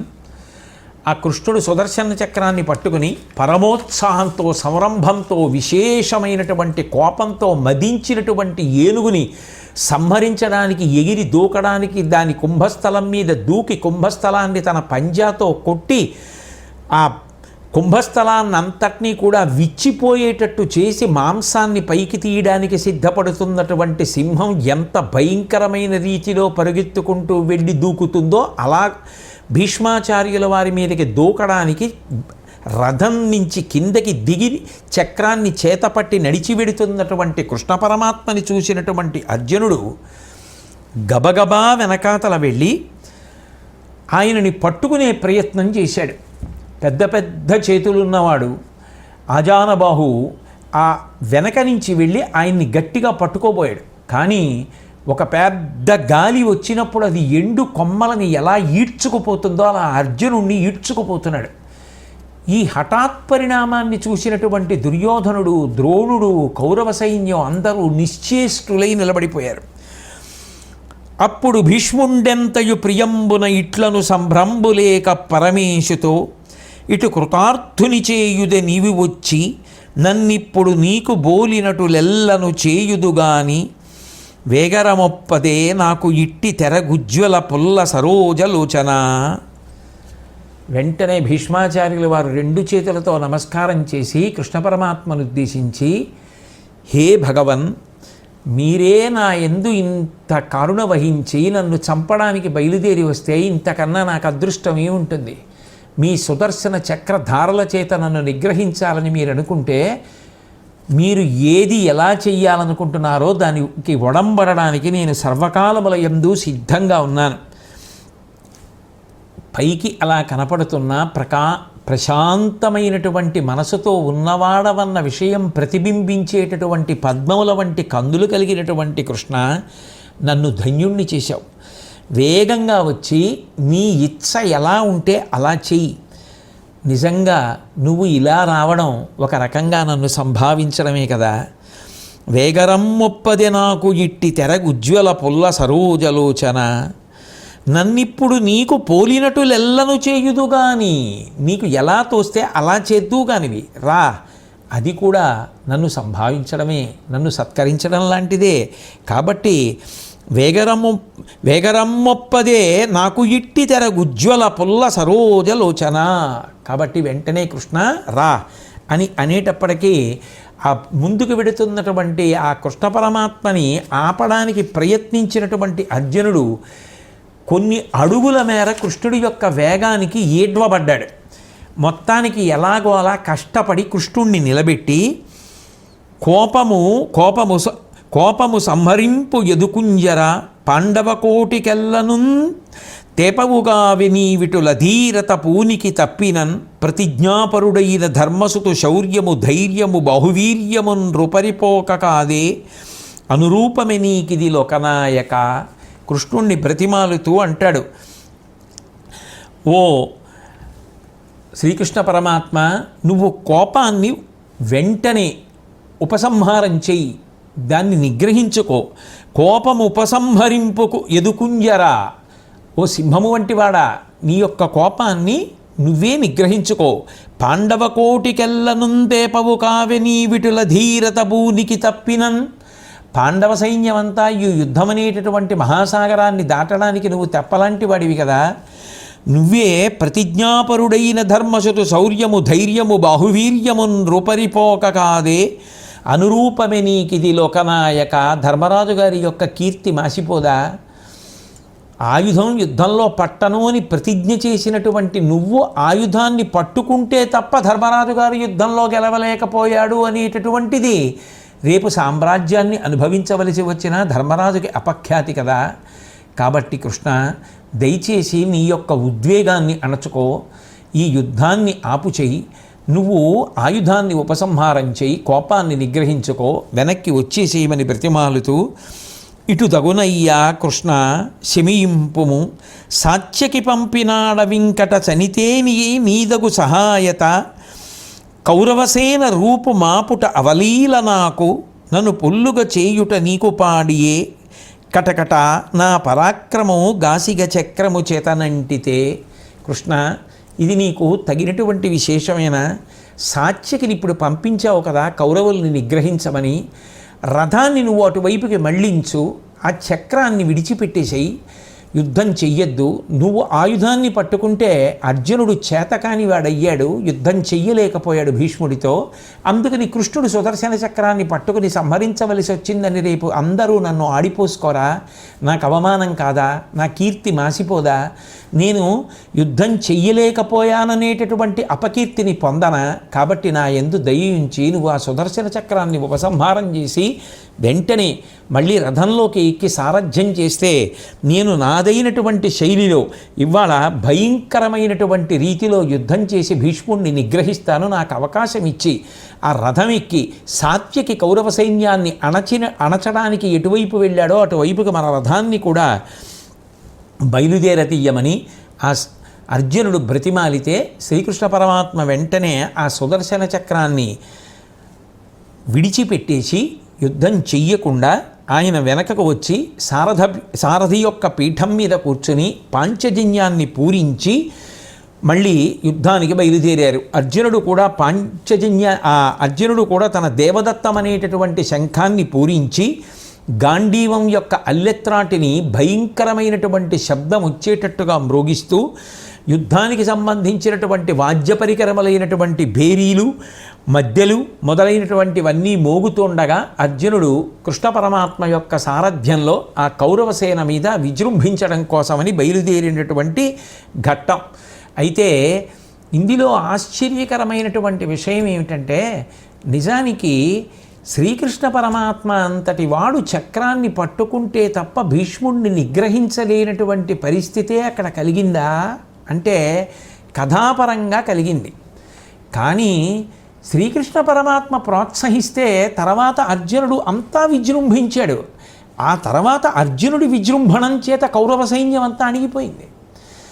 అది కృష్ణుడు ముందే చెయ్యొచ్చు కదా, మరి ఎందుకు సుదర్శన చక్రాన్ని పట్టుకున్నట్టు అంటే మహాభారతాన్ని చదివిన వారు కాదు, మహాభారతాన్ని అనుభవించిన విజ్ఞులైన పెద్దలు ఎందరో ఉన్నారు. వారు శ్రీకృష్ణ పరమాత్మ యొక్క పరిపూర్ణమైనటువంటి అనుగ్రహాన్ని పొంది మహాభారతాన్ని చదివి వ్యాఖ్యానం చేసినప్పుడు సాక్షాత్ శ్రీకృష్ణ పరమాత్మ వారి యందు ప్రవేశించి అద్భుతమైనటువంటి వాక్కులు వారి చేత చెప్పించాడు. పోతన గారైతే ఈ సందర్భాన్ని ప్రస్తావించినప్పుడు ఎంత గొప్పగా వర్ణించారో, తిక్కన గారు ఎంత గొప్పగా వర్ణించారో పోతన గారు అంత గొప్పగా అనుభవించి వర్ణించారు. పోతన గారి శైలి పోతన గారిది, తిక్కన గారి శైలి తిక్కన గారిది. రెండూ పరమమధురములే. ఒకే లడ్డు ఏదో తొక్కుడు లడ్డుగా ఉంటుంది, బూందీ లడ్డుగా ఉంటుంది. రెండు రుచులులా అనిపించినా రెండూ ఆదరణీయములే, రెండూ ఆహ్లాదమునిస్తాయి, రెండూ సంతోషాన్ని ఇస్తాయి. అలాగే తిక్కన గారి రచన తిక్కన గారిది, పోతన గారి రచన పోతన గారిది. పోతన గారు అంటారు, కుప్పించి ఎగసిన కుండలంబుల కాంతి లోకభాగం బెల్ల కప్పికొనగా ఉరికిన నోర్వక నుదరంబులో నున్న జగముల వ్రేగున జగతి కదుల చక్రంబు చేబట్టి చనుదించురయమున పైనున్న పచ్చని పటముజార నమ్మితి నాలావునగుబాటు చేయకుమన్నింపుమని క్రీడి మరల దిగువ కరికి లంఘించు సింహంబు కరణి మెరసి నేడు భీష్ముని చంపుదు నిన్ను కాతు విడువు మర్జున యటంచు మద్వి శిఖవృష్టి తెరలి చనుదించు దేవుండు దిక్కు నాకు అంటారు. కుప్పించి ఎగసిన కుండలంబుల కాంతి గగన భాగం బెల్ల కప్పికొనగా ఆ కృష్ణ పరమాత్మ సుదర్శన చక్రాన్ని చేత్తో పట్టుకుని ఆ రథంలోంచి ఒక్క దూకితే ఆ కృష్ణుడు పెట్టుకున్నటువంటి కర్ణ కుండలములు ఇలా ఊగితే వాటి కాంతి ఆకాశాన్నంతటినీ కప్పేసిందిట. గగన భాగం బెల్ల కప్పికొనగా ఉరికిన నోర్వక ఉదరంబులోనున్న జగముల వ్రేగున జగతి కదుల ఆయన కడుపులో ఉన్నటువంటి సమస్త లోకాలు ఒక్కసారి ఊగిపోయేట. చక్రంబు చేబట్టి చనుదించురయమున పైనున్న పచ్చని పటముజార ఆ శ్రీకృష్ణ పరమాత్మ పైన వేసుకున్నటువంటి పచ్చటి ఉత్తరీయమైన చక్రాన్ని పట్టుకుని గబ్బ గబ్బ గబ్బ గబ్బ భీష్ముడి వైపుకి వచ్చేస్తుంటే జారి కింద పడిపోయిందిట. నమ్మి తినాలావు నగుబాటు చేయకుమన్నింపుమని క్రీడి మరల దిగువ. బావా, నేను చేతకాని వాడిని అయితే నువ్వు చక్రం పట్టావని చెప్పి రేపు లోకం చెప్పుకుంటుంది. బావా వద్దు బావా, నా మాట విను బావా, చక్రాన్ని విడిచిపెట్టేయి బావా, వెనక్కి వచ్చేయి బావా, రథం ఎక్కు బావా, సారథ్యం చేయి బావా, నేను యుద్ధం చేస్తాను బావా, విజయం సాధిస్తాను బావా, భీష్ముడిని నిగ్రహిస్తాను బావా అని చెప్పి రెండు చేతులతో కృష్ణుడిని పట్టుకుని అర్జునుడు బతిమాలుతుంటే వినకుండా కోపంతో భీష్ముడి మీదకి వెళ్ళిపోతూ నేడు భీష్ముని చంపుదు నిన్ను కాతు విడువు అర్జున యటంచు మద్వి శిఖవృష్టి తెరలి చనుదించు దేవుండు దిక్కు నాకు. ఆనాడు ఏనుగు మీదకి దూకేటటువంటి సింహం ఎలా దూకుతుందో అలా నన్ను చంపుతానని చక్రం పట్టుకుని తన ప్రతిజ్ఞ పక్కన పెట్టేసి పరిగెత్తుకొచ్చినటువంటి కృష్ణ పరమాత్మ ఉన్నాడే, ఆయన నాకు దిక్కు అని అంపశయ్య మీద పడుకుని ఆ భీష్మాచార్యుల వారు శ్రీకృష్ణ పరమాత్మని స్తోత్రం చేసినట్టుగా పోతన గారు భాగవతంలో వర్ణిస్తారు. కాబట్టి ఇందులో తరచి చూస్తే మహాత్ములు అనుభవించినటువంటి కొన్ని అద్భుతమైనటువంటి విషయములు కనపడతాయి. భీష్ముడు మహానుభావుడు. వసువులలో ఒకరు శాపవశాత్తు భూమి మీదకు వచ్చారు. ఆయనకి తెలియనటువంటి శాస్త్రములు లేవు, ఆయనకి తెలియని విషయం లేదు. గొప్ప ధర్మాచరణ తత్పరుడు, సుగుణములకు నిధి, కృష్ణ పరమాత్మ యొక్క అవతార తత్వము ఎరిగినటువంటి వాడు, వినయశీలి, మహాత్యాగమూర్తి, కురువంశాన్నంతటినీ కూడా పెంచి పెద్ద చేసినటువంటి వాడు, గంగాతనయుడు, తన జీవితంలో గురువైనటువంటి పరశురాముణ్ణే ఓడించినటువంటి వాడు, ఎందరికో పెద్ద దిక్కైనటువంటి వాడు, ఎంత క్లిష్ట పరిస్థితులు ఏర్పడినా తాను చేసినటువంటి శపథాన్ని ఎన్నడూ పక్కన పెట్టనటువంటి వాడు, తండ్రి వలన పరమాద్భుతమైనటువంటి స్వచ్ఛంద మరణం వరాన్ని పొందినటువంటి వాడు, ఆయనకి తెలియనటువంటి ధర్మం లేదు, నిరంతరం ధర్మాచరణ చేసేటటువంటి మహాపురుషుడు, శ్రీకృష్ణ పరమాత్మ యొక్క గొప్ప భక్తుడు. అటువంటి వాడిని దుర్యోధనుడు యుద్ధభూమిలో నిలబెట్టి అంత మనస్సు బాధపడేటటువంటి మాటలు మాట్లాడి నువ్వు కపట బుద్ధితో ప్రవర్తించావు, సర్వసైన్యాధ్యక్ష పదవిని తీసుకుని కూడా సరిగ్గా ప్రవర్తించట్లేదు అని అంటుంటే దాని వలన భీష్ముడు ఎంత కష్టపడి ఉంటాడో తెలుసుకోలేనివాడా కృష్ణ పరమాత్మ. భగవానుడైనటువంటి కృష్ణ పరమాత్మకి తెలియదు, తనకి పరమ భక్తుడే భీష్ముడు. ఆ భీష్ముడి మనసు రంజిల్లాలి. భీష్ముడు అంటే ఏమిటో పనికిమాలిన దుర్యోధనుడికి తెలియాలి. అంతటి మహానుభావుణ్ణి పట్టుకుని అంతంత మాటలు అనేశాడే, అన్న మాటలు వెనక్కి తీయగలడా? అటువంటి భీష్ముడినటువంటి మాటలు అనొచ్చా? ఇది దుర్యోధనుడికి తెలియాలి. తెలియాలి అంటే భీష్ముడు 3వ రోజు చేసినటువంటి యుద్ధం ఎంత గొప్పది అంటే కృష్ణుడే చక్రాయుధాన్ని పట్టాడు, తన శబదాన్ని పక్కన పెట్టేశాడు. అంటే భీష్ముడు ఎంత గొప్ప యుద్ధం చేశాడో అని లోకం ఆశ్చర్యపోవాలి, దుర్యోధనుడికి బుద్ధి రావాలి. ఇటువంటి మాటలు పెద్దలను ఉద్దేశించి నోరు ఉంది కదా అని వదరి మాట్లాడకూడదని తెలుసుకోవాలి. అట్లా భీష్ముణ్ణి అనుగ్రహించడం కోసం చక్రాయుధాన్ని పట్టాడు అన్నారు కొంతమంది పెద్దలు. మరికొందరు అన్నారు తాను రథంలో ఉండగానే వెనకాతల ఉన్నటువంటి అర్జునుడు భీష్ముని యొక్క బాణ పరంపరకి తట్టుకోలేక నీరసపడిపోతుంటే తన భక్తుడైన అర్జునుణ్ణి రక్షించుకోవడానికి తన శబదాన్ని పక్కన పెట్టేసి ప్రతిజ్ఞని ఉపేక్షించి చక్రం పట్టినటువంటి వాడు ఎంత భక్తపరాధీనుడో నిరూపణమవుతోంది అన్నారు కొందరు. ఏది ఏమైనప్పటికీ కూడా ఈ ఘట్టంలో ఒక గొప్ప మలుపుని మాత్రం గ్రహించవలసి ఉంటుంది. నిజానికి సుదర్శన చక్రం పట్టుకుని పరిగెత్తడానికి అదేమైనా కత్తే? కత్తితో అవతలవాడి కంఠం కొయ్యాలి అనుకుంటే యువతలవాడు తన రథం మించి అవతలవాడి రథం మీదకి దూకి అవతలవాడి జుట్టు పట్టుకుని కంఠం కొయ్యాలి. యుద్ధాలలో అటువంటి ప్రక్రియలు జరుగుతూ ఉంటాయి. కానీ సుదర్శన చక్రాన్ని పట్టుకుని వెళ్ళి భీష్ముడి కంఠం కొయ్యక్కర్లేదు. సుదర్శన చక్రాన్ని స్మరించిన తరువాత, అది వచ్చిన తరువాత నిజంగా భీష్ముడిని చంపాలని కృష్ణ పరమాత్మ అనుకుంటే అదే రథం మీద నిలబడి ఉత్తరక్షణం సుదర్శన చక్రాన్ని వదిలిపెట్టేయచ్చు. వదిలిపెట్టేయకుండా సుదర్శన చక్రాన్ని పట్టుకుని రథం దిగి గబగబా నడుస్తూ అంత కోపాన్ని నటిస్తున్నాడు తప్ప నిజానికి ఆయనకి భీష్ముడి మీద కోపం ఉంటుందా? అంతటి మహాపురుషుణ్ణి చూసి నీ కీర్తి వినువీధికి ఎక్కాలి, నీ గొప్పతనం ఏమిటో దుర్యోధనుడికి తెలియాలి. అందుకోసమని నేను సుదర్శన చక్రాన్ని పట్టానని లోకం చెప్పుకోవాలి. నేను చక్రం పట్టి వస్తూ ఉంటే మరణానికి కూడా సిద్ధపడి ఇది నాకు సమ్మానమే అని 2 చేతులు కైమోడ్చి నిలబడినటువంటి నీ భక్తి, నీ యొక్క ధార్మిక నిష్ఠ, నీ సర్వజ్ఞత, నీ వినయం లోకంలో శాశ్వతంగా ప్రకాశించాలి. ఇంత కష్టపడిన నీ జీవితానికి ఇంతకన్నా కీర్తి కిరీటంలో పెట్టగలిగిన కలికితురాయి ఉండదు. అందుకని సుదర్శన చక్రాన్ని విడిచిపెట్టకుండా సుదర్శన చక్రాన్ని పట్టుకు పరిగెత్తాడు కృష్ణుడు. అర్జునుడు ఆపాడు. అప్పటికి ఆ సందర్భంలో అలా జరిగిపోయినట్టు అనిపించినా నిజానికి అలా చక్రం పట్టుకుని కృష్ణుడు పరిగెత్తవలసిన అవసరం లేదు, ప్రయోగిస్తే చాలు. ప్రయోగించడం మానేసి పరిగెత్తాడు అంటే కేవలం భీష్మాచార్యుల వారి యొక్క గౌరవాన్ని నిలబెట్టడానికే, ఆయన కీర్తిని ఇనుమడింపచేయడానికే. ఇది తెలుసుకున్నటువంటి దుర్యోధనుడు నిజానికి ఇక జీవితంలో భీష్మాచార్యుల వారికి వ్యతిరేకంగా మాట్లాడకూడదు. అలా మాట్లాడకుండా ఉండగలిగితే ఆయన దుర్యోధనుడు ఎందుకు అవుతాడు, ఈయన భీష్మాచార్యుల వారు ఎందుకు అవుతారు? ఎవరి బుద్ధి వారిది.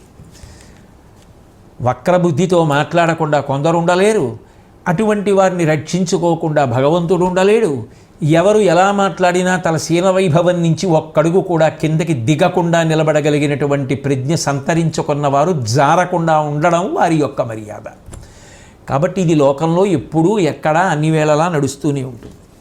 కాబట్టి వెంటనే కృష్ణ పరమాత్మ చేత బుద్ధి ప్రచోదనాన్ని పొందినటువంటి అర్జునుడు హరివీర భయంకరుడై కృష్ణుడు సారథ్యం చేస్తుండగా యుద్ధానికి బయలుదేరాడు.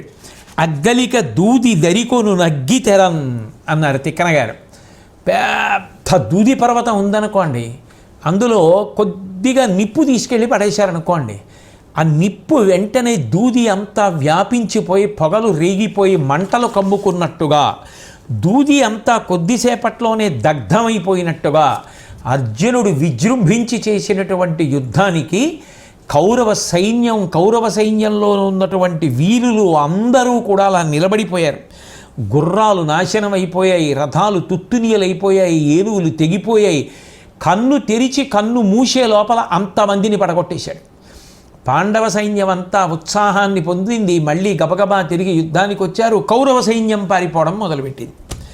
అంత భయంకరంగా కౌరవుల యొక్క చతురంగ బలాల్ని చెల్లాచెదరు చేసేస్తూ చామరాలు, గొడుగులు, రథాలు అన్నీ విరిగి ఆ యుద్ధభూమిలో పడిపోయేటట్టు, ఏనుగుల తలలు తెగిపోయేటట్టు, గుర్రాల యొక్క తలలు తెగిపోయేటట్టు, మనుష్యుల యొక్క తలలు ఎగిరిపోయేటట్టు, తెగిపోయిన కాళ్ళు, చేతులు, ఉత్తర క్షణంలో కురు సైన్యాన్నంతటినీ కూడా అంత భయంకరమైనటువంటి రీతిలో సంహరించి ఐంద్రాస్త్రాన్ని అర్జునుడు ప్రయోగిస్తే ఆ ఐంద్రాస్త్రంలోంచి వచ్చినటువంటి ఎన్నో బాణముల యొక్క పరంపర కౌరవ సైన్యాన్నంతటినీ కూడా దిక్కుతోచనటువంటి స్థితికి తీసుకెళ్ళిపోయింది. మళ్ళీ కౌరవ సైన్యం యొక్క నెత్తురు ఏరులై ప్రవహించింది. వెంటనే ఆ దివ్యాస్త్ర ప్రయోగం జరిగింది అని తెలుసుకున్నటువంటి భీష్ముడు, ద్రోణుడు, బాహ్లికుడు మొదలైనటువంటి వారు తమ తమ సైన్యాలన్నింటినీ కూడా ఉపసంహారం చేసేసి ఇక అర్జునుడితో యుద్ధం చేయడం సాధ్యం కాదు అని చెప్పి కాగడాల వెలుగులో తమ తమ శిబిరాలకు వెళ్ళిపోయారు.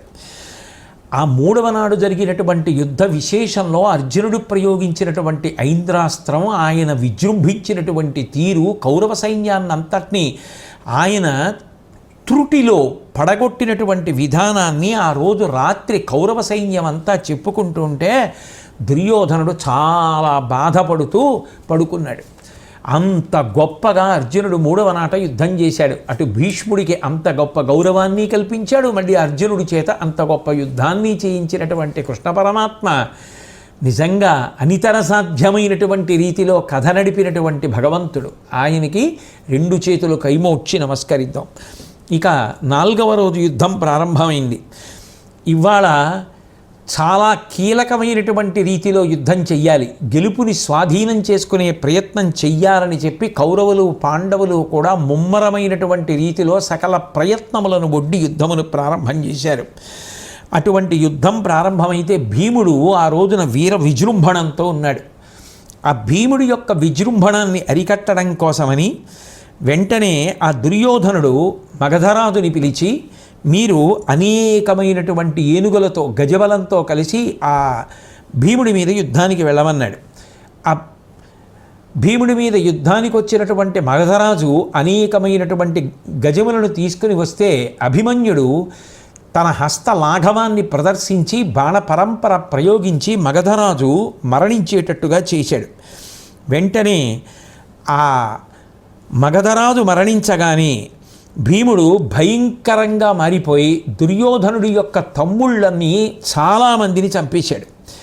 ఎప్పుడైతే తన తమ్ముళ్ళు ఇంతమంది చనిపోయారు, మగధరాజు కూడా చనిపోయాడు, గజబలాన్నంతటినీ కూడా లెక్క చెయ్యకుండా ఇంత గొప్ప యుద్ధం చేస్తున్నారు అని తెలుసుకున్నారో ఆ దుర్యోధనుడు వెంటనే భీముడిని నిగ్రహించడం కోసమని చెప్పి బయలుదేరి వచ్చాడు. ఇద్దరి మధ్య యుద్ధం జరుగుతోంది. ఆ ఆగ్రహం అంతా కళ్ళల్లోంచి నిప్పులు రాలుతున్నాయా అన్నట్టుగా ఉన్నటువంటి దుర్యోధనుడు భీముని మీద బాణములు ప్రయోగించాడు. ఆ దుర్యోధనుడు ప్రయోగించినటువంటి ఒక బాణం భీముడి యొక్క వక్షస్థలంలో దిగబడినటువంటి కారణం చేత భీముడు యుద్ధభూమి యందు మూర్ఛపోయాడు. భీముడు సేద తీరి లేచి యుద్ధాన్ని ప్రారంభించే లోపు శత్రు సైన్యం కమ్ముకోకుండా వెంటనే భీముని కుమారుడైనటువంటి ఘటోత్కచుడు తన యొక్క రాక్షస సైన్యంతో కలిసి వచ్చాడు. వచ్చి భీముణ్ణి ఆదుకుని ఆయనకి సహకరించి దుర్యోధనుడి యొక్క సైన్యాన్ని మట్టుపెట్టడం ప్రారంభించాడు. మాయా విద్యలు ప్రదర్శిస్తూ ఆ రోజున ఘటోత్కచుడు చేసినటువంటి యుద్ధం అనితర సాధ్యమైనటువంటి యుద్ధం. ఘటోత్కచుడిని నిగ్రహించడానికి భీష్ముడే బయలుదేరి రావలసి వచ్చింది. అంత గొప్పగా యుద్ధం జరుగుతోంది. ఆ జరుగుతున్నటువంటి సమయంలో ఆ శల్యుణ్ణి కూడా ఆ అభిమన్యుడు, దృష్టజ్యుమ్నుడు, ఉపపాండవులు ఇటువంటి వాళ్ళందరూ కలిసి వచ్చి నొప్పించారు. ఆ తర్వాత భీముడు లేచి వచ్చి శల్యుడితో యుద్ధం చేసి ఆ శల్యుడు ఇక భీముడితో యుద్ధం చెయ్యలేనటువంటి స్థితి ఏర్పడేటట్టుగా చేశాడు. ఆ చేతిలో గదాదండాన్ని పట్టుకొని రథంలో నిలబడి చేసినా అంత గొప్పగా చేస్తాడు, భూమి మీద నిలబడి చేసినా అంత గొప్పగా చేస్తాడు యుద్ధం భీముడు. ఆ భీముడు ఆ వచ్చినటువంటి గజబలాన్నంతటినీ కూడా అంత గొప్పగా వ్రక్కలు చేసేస్తూ యుద్ధం చేస్తుంటే కౌరవ సైన్యం అంతా కూడా వెనక్కి తిరిగి పారిపోవడం మొదలుపెట్టింది. ఆ తర్వాత దుర్యోధనుడు భీముడిని నిగ్రహించమని కొందరు సేనాపతుల్ని పంపించాడు. వాళ్ళందరినీ కూడా భీముడు ఆ వచ్చినటువంటి వారిని సంహరించాడు. ఉగ్రుడనేటటువంటి వాణ్ణి, భీముడనేటటువంటి వాణ్ణి, భీమరథుడు అనేటటువంటి వాణ్ణి, భీమబాహుణ్ణి, సుషేణుణ్ణి, సులోచనుణ్ణి తన బాణాలతో భీముడు చంపేశాడు. ఆ తర్వాత భగదత్తుడు భయంకరమైనటువంటి మదగజాన్ని అధిరోహించి యుద్ధానికి వచ్చాడు. వస్తే ఆ వచ్చినటువంటి ఆ భగదత్తుడి యొక్క మదగజాన్ని అభిమన్య ప్రభృతులందరూ కూడా బాగా డస్సిపోయేటట్టు, అది ఖేదపడేటట్టు ప్రవర్తించి ఆ భగదత్తుడు ఎక్కి వచ్చినటువంటి ఏనుగుని హింసించారు. ఆ ఏనుగు బాగా గాయపడి నెత్తురు కారుతుండగా విజృంభించి సైన్యంలో తిరుగుతుంటే ఎక్కడికక్కడ ఎక్కడి వారక్కడ భగదత్తుడు ఏనుగు చేత తొక్కబడతామేమోనన్న భయంతో చల్లాచెదురైపోవడం మొదలుపెట్టారు. అంత భయంకరంగా సంకుల సమరం జరుగుతోంది. ఆ భీముడిపై బాణాలు వేసి పక్కకి ఒరిగిపోయేటట్టుగా దుర్యోధనుడు పూర్వం ప్రవర్తించినటువంటి కారణం చేత వచ్చినటువంటి ఘటోత్కచుడు తండ్రి బడలిపోయాడు అనేటటువంటి బాధతో ఆ తండ్రి అయినటువంటి భీముడి మీద దుర్యోధనుడు బాణప్రయోగం చేశాడనేటటువంటి రోషంతో తనతో వచ్చినటువంటి రాక్షసులతో కలిసి మాయాయుద్ధ ప్రదర్శనం చేస్తే ఆ మాయాయుద్ధంలో ఆ రోజున అసంఖ్యాకంగా ఎందరో పడిపోయారు. అందరూ ఆ రోజు యుద్ధంలో 4వ రోజు యుద్ధంలో చాలా గొప్పగా చెప్పుకున్న యుద్ధం ఘటోత్కచుడి యొక్క యుద్ధం. ఎవరి నోట విన్న ఘటోత్కచుడి యొక్క పరాక్రమం గురించినటువంటి ప్రశంసలే. ఇది మాట్లాడుతున్నప్పుడు సంజయుడితో ధృతరాష్ట్రుడు చెప్తున్నాడు కదా, మరి సంజయుడు ధృతరాష్ట్రుడికి చెప్తున్నాడు వ్యాసుడిచ్చిన వరం చేత యుద్ధభూమిలో ఏం జరిగింది అన్న దాన్ని చూసి చెప్తుంటే ధృతరాష్ట్రుడు అన్నాడు, నువ్వు ఎప్పుడు చెప్పినా పాండవులు గెలుస్తున్నారని చెప్తావు, మన వైపు ఉన్నటువంటి సైన్యం అంతా ఓడిపోతోందని చెప్తావు. ఎందువల్ల మన సైన్యం ఓడిపోతోంది, ఎందువల్ల పాండవుల సైన్యం గెలుస్తోంది, అసలు దీనికి కారణం ఏమిటి? మన వైపు భీష్ముడున్నాడు, ద్రోణుడున్నాడు, కృపుడున్నాడు, శల్యుడున్నాడు, ఇంతమంది వీరులు ఉండగా మన సైన్యం పాండవ సైన్యంతో తగిన రీతిలో ఢీకొనలేకపోవడానికి కారణం ఏమిటి? ఏ సందర్భంలో ఏ సమయంలో ఏ వీరుడు విజృంభించాలో అటువంటి విజృంభణం పాండవుల వైపు నుంచి ఉండడం ఏమిటి? తత్కారణం చేత యువతల వీరులు మడిసిపోవడం ఏమిటి? దీనికి కారణం ఏమిటో నాకు చెప్పవలసింది అని అడిగాడు. అడిగితే సంజయుడు మాట్లాడుతూ, నేను చెప్పడం కాదు, 4వ నాటి యుద్ధం ముగిసిపోయిన తరువాత రాత్రివేళ భీష్ముడి దగ్గరికి నీ కుమారుడైనటువంటి దుర్యోధనుడు వెళ్ళి నువ్విప్పుడు ఏ ప్రశ్న వేశావో అదే ప్రశ్న వేశాడు. వేస్తే భీష్ముడు జవాబు చెప్పాడు, దుర్యోధన పూర్వం నువ్వు ఇదే ప్రశ్న అడిగావు, నేను దీనికి జవాబు అనేక మార్లు చెప్పి ఉన్నాను. ఎందుచేత అంటే శ్రీకృష్ణ పరమాత్మ అవతల వైపు ఉండగా వారు సాధించలేనిది ఏదీ ఉండదు. సాక్షాత్ పరమాత్మ యొక్క పరిపూర్ణావతారమే శ్రీకృష్ణావతారం. భగవంతుడే అటువైపు ఉన్నాడు. భగవంతుడు ఎవరి వైపు ఉన్నాడో వారికి విపత్తు కలిగేటటువంటి, ఆపద కలిగేటటువంటి, నష్టం కలిగేటటువంటి అవకాశం ఉండదు. భగవంతుడు అన్నీ తానై కాపాడతాడు. భగవంతుడే పాండవ పక్షాన నిలిచి ఉండగా మనకి విజయం రమ్మంటే ఎక్కడి నుంచి వస్తుంది? ఏ సమయానికి ఏ సందర్భానికి ఎట్లా బుద్ధి ప్రచోదనం కలగాలో, ఎవరు వచ్చి ఆదుకోవాలో, ఎవరు విజృంభించాలో వాళ్ళు ఆ సమయానికి అలా చేసేటట్టు, వాళ్ళు యుద్ధంలో రక్షింపబడేటట్టు పైన ఉండి సమస్తము నిర్వహిస్తున్నటువంటి వాడు భగవంతుడైన శ్రీకృష్ణ పరమాత్మ. ఆయన అనుగ్రహ వీక్షణములు పాండవుల వైపు ఉండగా నువ్వు గెలవలేవు అని అనేక మార్లు చెప్పాను. ఈ సందర్భంలో నీకు మళ్ళీ ఒక రహస్యాన్ని చెప్తాను, జాగ్రత్తగా విను. పూర్వం కూడా నీకు చెప్పాను ఈ విషయం, నువ్వు మరిచిపోయావేమో, విను అంటూ చెప్పడం మొదలుపెట్టాడు. ఒకానొక నాడు మానస సరోవరానికి ఉత్తర తీరంలో ఒక పెద్ద కొండ శిఖరం మీద చతుర్ముఖ బ్రహ్మగారు సభని నిర్వహిస్తున్నాడు.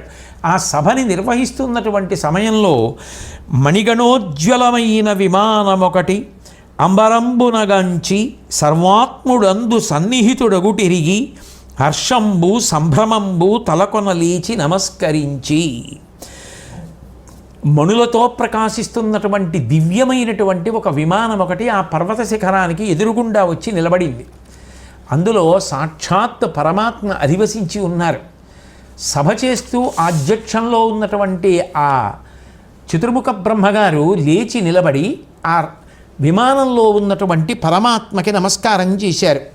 చేసి సృష్టి స్థితి లయ అనేటటువంటి మూడిటిని నిరంతరం నిర్వహిస్తూ ఈ సమస్త బ్రహ్మాండములతో ఒక క్రీడ సలపడం చేసేటటువంటి వాడా పరమాత్మ, ఋషుల చేత ఆరాధింపబడేటటువంటి వాడా, శుభకరమైనటువంటి గుణములతో ప్రకాశించేటటువంటి వాడా, అదే సమయంలో ఏ గుణములు లేనటువంటి వాడా, దుఃఖాలని భయాలని పోగొట్టగలిగినటువంటి పాదపద్మములు కలిగినటువంటి వాడా, శుభము కలగజేసేటటువంటి ఆకారం ఉన్నవాడా, నీ యొక్క శుభాకారత వీక్షింప కన్నులకు ఎంత పుణ్యం ఉండాలి.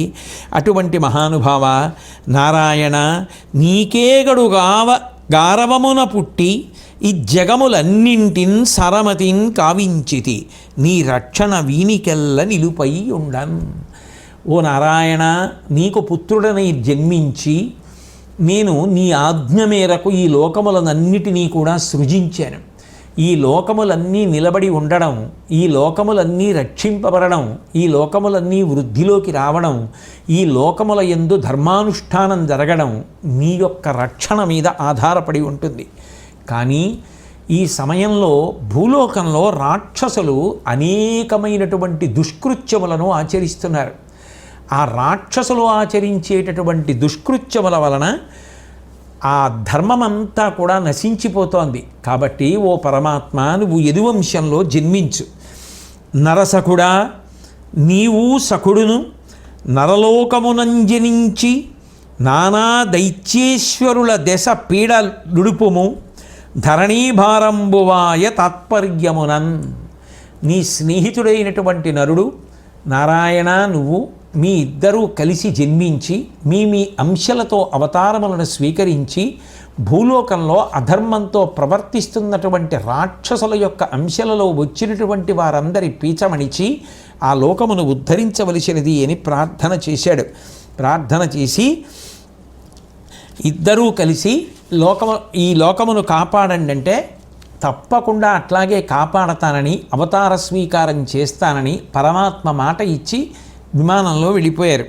అప్పుడు బ్రహ్మగారు మాట్లాడుతూ సభలోని వారిని ఉద్దేశించి, పరమమునుల ఆదిపురుషులు నరనారాయణులు వీరు నాకు ఆరాధ్యుల్, నరహితముగా ప్రార్థించితి ధరపుట్టుండనుచుదాని తలకొనిరిదయన్.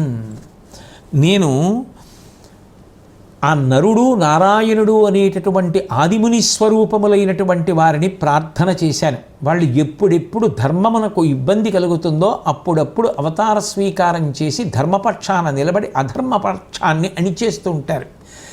ఇవాళ నేను వాళ్ళని భూలోకంలో వాళ్ళ అంశలతో అవతార స్వీకారం చేసి రావలసిందిగా ప్రార్థన చేశాను. వాళ్ళు అంగీకరించారు అని తన సంతోషాన్నంతటినీ కూడా సభలో ప్రకటనం చేశాడు. ఆ నరనారాయణులే నరుడు అర్జునుడుగా, నారాయణుడు శ్రీకృష్ణుడిగా అవతరించారు. బ్రహ్మదేవుడు తదనంతరం సభ పూర్తయిపోయి సత్యలోకానికి వెళ్ళిపోయాడు. ఈ కథ ఒకప్పుడు నారద మహర్షి, పరశురాముడు, వేదవ్యాసుడు చెప్పగా, ఓ దుర్యోధన, నేను విన్నాను. ఆ నరనారాయణుల యొక్క అంశతో జన్మించినటువంటి అర్జునుడితోటి కృష్ణుడితోటి శత్రుత్వం పెట్టుకుని గెలుద్దామంటే ఎలా గెలుస్తావు? వాళ్ళిద్దరూ ఎక్కడున్నారో అక్కడ సమస్తమైనటువంటి శుభములు చేకూరుతాయి. వాళ్ళతో స్నేహం చేస్తే నీకు శుభము కలుగుతుంది. నువ్వు నా మాట వినవు, వాళ్ళ మీద శత్రుత్వం పెట్టుకుంటావు, వాళ్ళతో యుద్ధం చేస్తావు, గెలుపు రావాలంటావు. ఎలా వస్తుంది? వాళ్ళిద్దరూ భగవంతుని యొక్క అవతారములు, నరనారాయణులు అనేటటువంటి ఆదిమునులు. వారు ఉన్న చోట ధర్మం గెలిచి తీరుతుంది. కాబట్టి ఏ సందర్భమునందు ఎటువంటిది రావాలో, ఏది అనుగ్రహింపబడాలో, ఎటువంటి బుద్ధి ప్రచోదనం కలగాలో, ఎవరు జోక్యం చేసుకోవాలో, ఏ మలుపు తిరగాలో అది వెనక నుండి వారు నిర్వహిస్తున్నారు. నిర్వహిస్తున్నప్పుడు వీళ్ళందరూ ఆటబొమ్మలాడినట్టు ఆడుతున్నారు. అందుకని ఏ సమయంలో ఏ ప్రజ్ఞ కలగాలో ఆ ప్రజ్ఞ అక్కడ కలుగుతోంది. వాళ్ళు విజయాన్ని పొందుతున్నారు. బాహ్యంలో పైకి 11 అక్షౌహిణీలు ఉంటే మాత్రం, ఎంతమంది వీరులు ఉంటే మాత్రం, సాక్షాత్ భగవంతుడి యొక్క అనుగ్రహమే నీకు లేనినాడు విజయం తటస్థించమంటే ఎలా సంభవం అని చెప్పాడు. కాబట్టి ఓ ధృతరాష్ట్ర మహారాజా, నీవడిగినటువంటి ప్రశ్నకి సమాధానం నీ కొడుక్కి భీష్ముడు చెప్పినటువంటి సమాధానమే అని సంజయుడు ధృతరాష్ట్రుడితో చెప్పాడు. ఆ తర్వాత 5వ రోజు యుద్ధం ప్రారంభమైంది. భీష్ముడు మకర వ్యూహాన్ని పన్నాడు, పాండవులు శ్వేన వ్యూహాన్ని పన్నారు. ఇద్దరూ కూడా మళ్ళీ సంకుల సమరాన్ని ప్రారంభం చేశారు. అర్జునుడు విజృంభించి కౌరవ సైన్యాన్ని మట్టుపెడుతున్నాడు. ఈసారి భీష్ముడిని విడిచిపెట్టి దుర్యోధనుడు ద్రోణాచార్యుల వారి దగ్గరికి వెళ్ళాడు. తాతగారినంటే ఏం, గురువుగారినంటే ఏం, రెండూ పెద్దలను అంటమే కదా, అనకూడని మాటలే కదా, వాళ్ళని నిందించడమే కదా, వాళ్ళని తక్కువ చేయడమే కదా, వాళ్ళని అవమానించడమే కదా, అవి కట్టి కుడుపుతాయి తప్ప అవి వృద్ధిలోకి రావడానికి కారణాలు మాత్రం కావు కదా. ఆ దుర్యోధనుడు ద్రోణాచార్యుల వారి దగ్గరికి వెళ్ళి అన్నాడు, పట్టి పాలార్చెదరు మీరు పాండుసుతుల, నీవు భీష్ముండు అలిగిన దేవతలకునైన మర్కొనవచ్చుని, సేన నరుడు నొంపగా నిట్టులో పరికింపతగుని. మీరు ఓ ద్రోణాచార్య, భీష్మాచార్యుల వారు కలిసి ఉపేక్షతో అలా యుద్ధాన్ని చూస్తున్నారు. నిజంగా మీరు తలుచుకుంటే, భీష్మాచార్యుల వారు తలుచుకుంటే, మీరిద్దరూ తలుచుకున్నా ఒక్కరు తలుచుకున్నా దేవతలు కూడా యుద్ధంలో మిమ్మల్ని గెలవలేరు. అటువంటిది పాండవులు అలా విజృంభించగలుగుతున్నారు, అర్జునుడు అలా విజృంభించగలుగుతున్నాడు, మన సైన్యాన్ని అలా మట్టు పెట్టగలుగుతున్నాడు అంటే మీ ఉపేక్ష చేత కాదా? మీరు చూస్తూ ఊరుకోవడం వల్ల కాదా? నిజంగా మీరే పూనుకుని యుద్ధాన్ని నిర్వహిస్తే పాండవులకు సాధ్యమా? ఇంత గొప్పగా మన సైన్యాన్ని అంతటినీ కూడా నిగ్రహించగలరా? కాబట్టి మీరు తగిన రీతిలో యుద్ధం చేయడం లేదు అన్నాడు. అంటే ఏదో ఉద్యోగానికి నియామకం చేసుకొని మీరు సరిగా ఉద్యోగం చేయట్లేదని యజమాని మందలించినట్టు గురువు గారిని తాతగారిని మందలించి మాట్లాడడం, అటువంటి మహాపురుషులతో మాట్లాడడం అంటే ఎంత గర్విష్టో, ఎంత మదించి ఉన్నవాడో అర్థమవుతుంది. అంటే ద్రోణుడు అన్నాడు, ఎన్నడును మున్నువారల ఏపునోపగానము, ఎట్లు సముద్రంబులోన బుర్రవైవ కొన్నంత కొనుగాక, వారి గెల్వ మాకు శక్యంబే చవిగాని మాటలేలా. నన్ను యుద్ధం చేయలేదంటావు, భీష్ముడిని యుద్ధం చేయలేదంటావు వీడు దుర్యోధన. ఇత పూర్వం ఎప్పుడైనా పాండవులతో యుద్ధం చేసి గెలిచామన్న వాళ్ళు ఎవరైనా ఉన్నారా? ఉండరు. ఎందుకు ఉండరు? వారి యొక్క అస్త్రబలం అటువంటిది. వారు సామాన్యులు కారు. వాళ్ళని మామూలు మనుష్యులతో లెక్క కట్టవద్దు అని ఎప్పుడో ఉద్యోగ పర్వంలో చెప్పాను. వారిని జయించగలమని మేము ఏనాడూ భావన చెయ్యలేదు. నువ్వు అనుకున్నావు. మేము ఎప్పుడో చెప్పాం, అర్జునుడికి నాకన్నా బాణములు ఎక్కువ తెలుసు అని భీష్ముడు ఎప్పుడో చెప్పాడు. నాకు మీరెంతో పాండవులంతే, నేను పాండవుల జోలికి వెళ్ళలేను, పాండవులను చంపలేను అని ఎప్పుడో చెప్పాడు. నా గురించి మాట్లాడుతూ భీష్ముడు ఎప్పుడో చెప్పాడు, అర్జునుడంటే ఇతనికి ప్రీతి, అర్జునుడిని ఏమీ చెయ్యలేడు ద్రోణుడని చెప్పాడు. ఇవన్నీ నీకు ఆ రోజే తెలుసు. తెలిసుండే నువ్వు యుద్ధానికి వచ్చావు. ఇవన్నీ తెలిసున్నప్పుడు ఇక్కడికి వచ్చిన తర్వాత చేతులు కాలేక ఆకులు పట్టుకునే బదులు ముందే ఇవన్నీ తెలుసుకున్నప్పుడు సంధి చేసుకోవాలి. అంతేగాని హరివీర భయంకరులు ఎవరి చేత నిగ్రహింపబడడం సాధ్యం కాని వాళ్ళని గెలవమని మమ్మల్ని అడిగితే మాకు మాత్రం ఎలా సాధ్యం అవుతుంది? కాబట్టి ఒక సముద్రంలోకి తీసుకెళ్ళి ఏదో ఓ సొరకాయ బుర్రను అందులో పడేస్తే సముద్రంలో ఉన్న నీళ్ళన్నీ అది పట్టుకుంటుందా?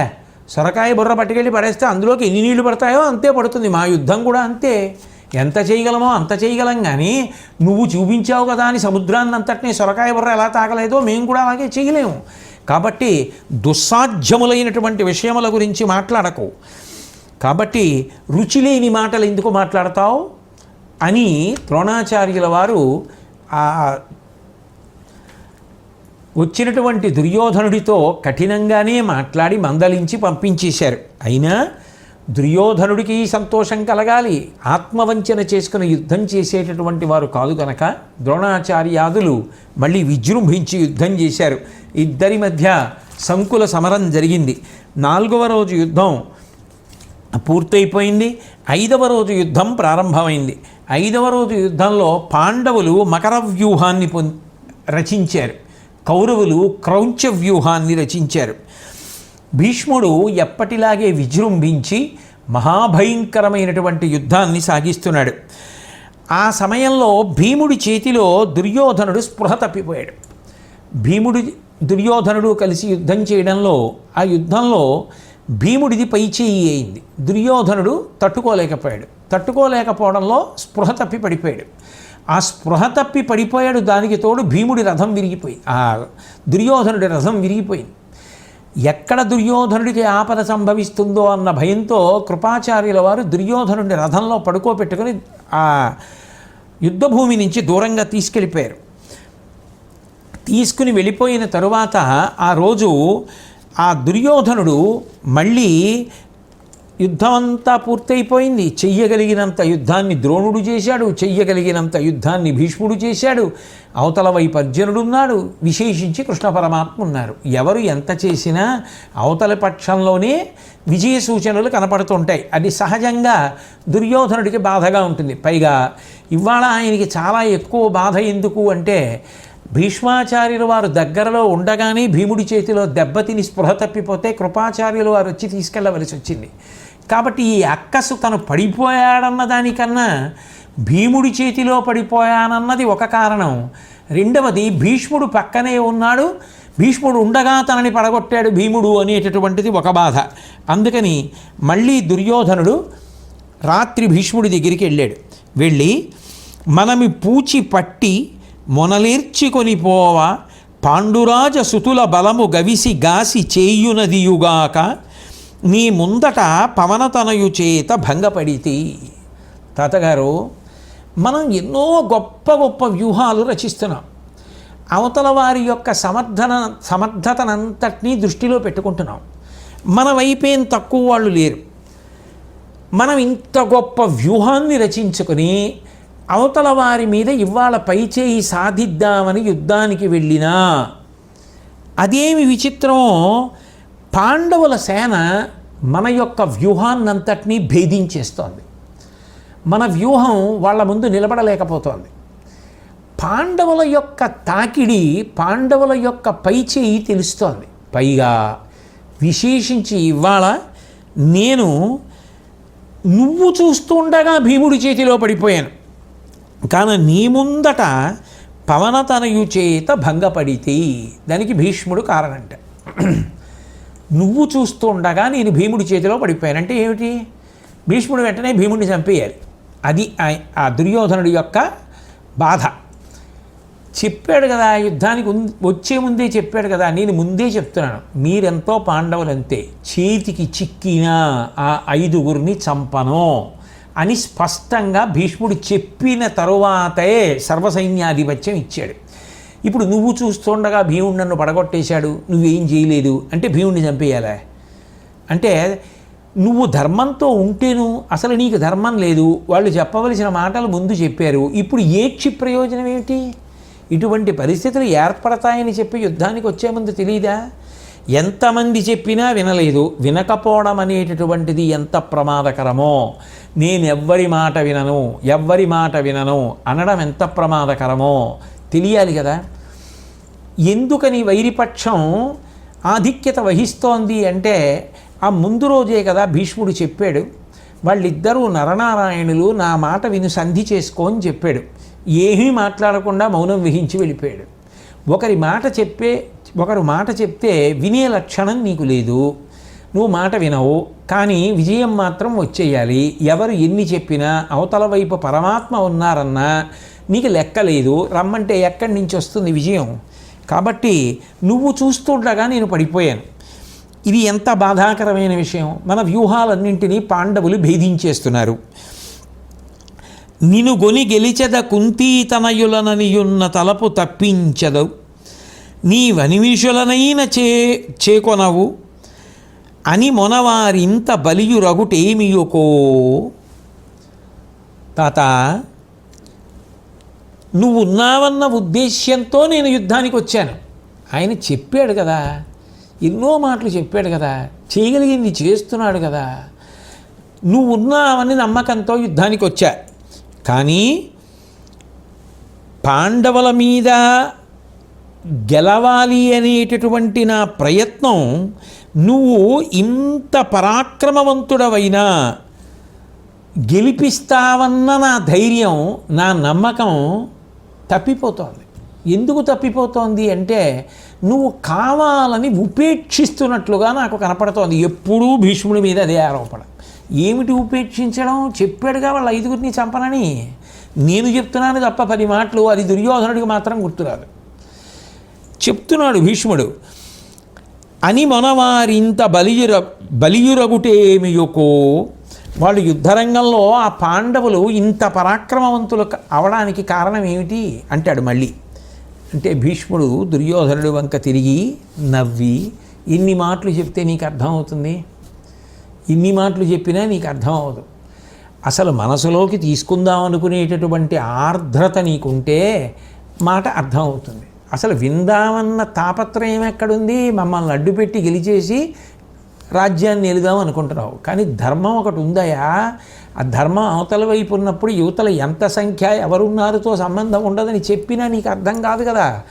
కాబట్టి అర్థం కాని వాడివి ప్రతి రాత్రి ఇలాగే వస్తుంటావు, ఏవో అడుగుతుంటావు, ఉన్నన్నాళ్ళు చెప్పక తప్పదు. కాబట్టి అందుకు నవ్వాడు భీష్ముడు. నవ్వి ఆ భీష్ముడు అంటాడు, అనవిని నవ్వి అతడిట్లను ఇంత అననేల నన్ను అని నా యొడలేమిన చోటు గలదే పెరయో ధనికాయంబైన అకటా తలకదే చెప్పుమా. ఓ నవ్వు నవ్వి,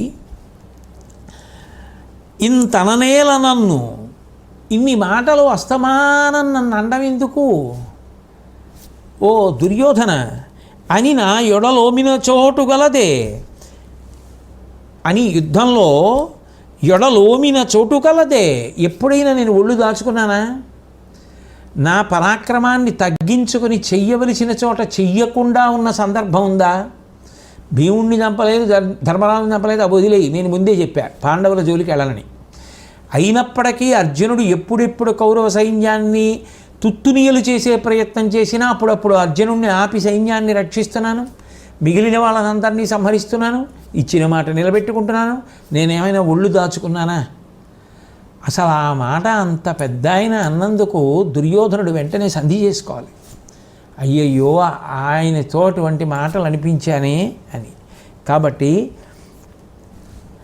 అని నా ఎడలోమిన చోటు కలదే పెరయో ధనికాయంబైన అకటా తలకదె చెప్పుమా. మహావీరుల గుంపులు వస్తే మాత్రం నా ఎదుట నిలబడగలుగుతున్నారా? నిలబడలేక చెల్లాచెదరైపోతున్నారు కదా. అంత గొప్ప యుద్ధం చేస్తున్నాను కదా.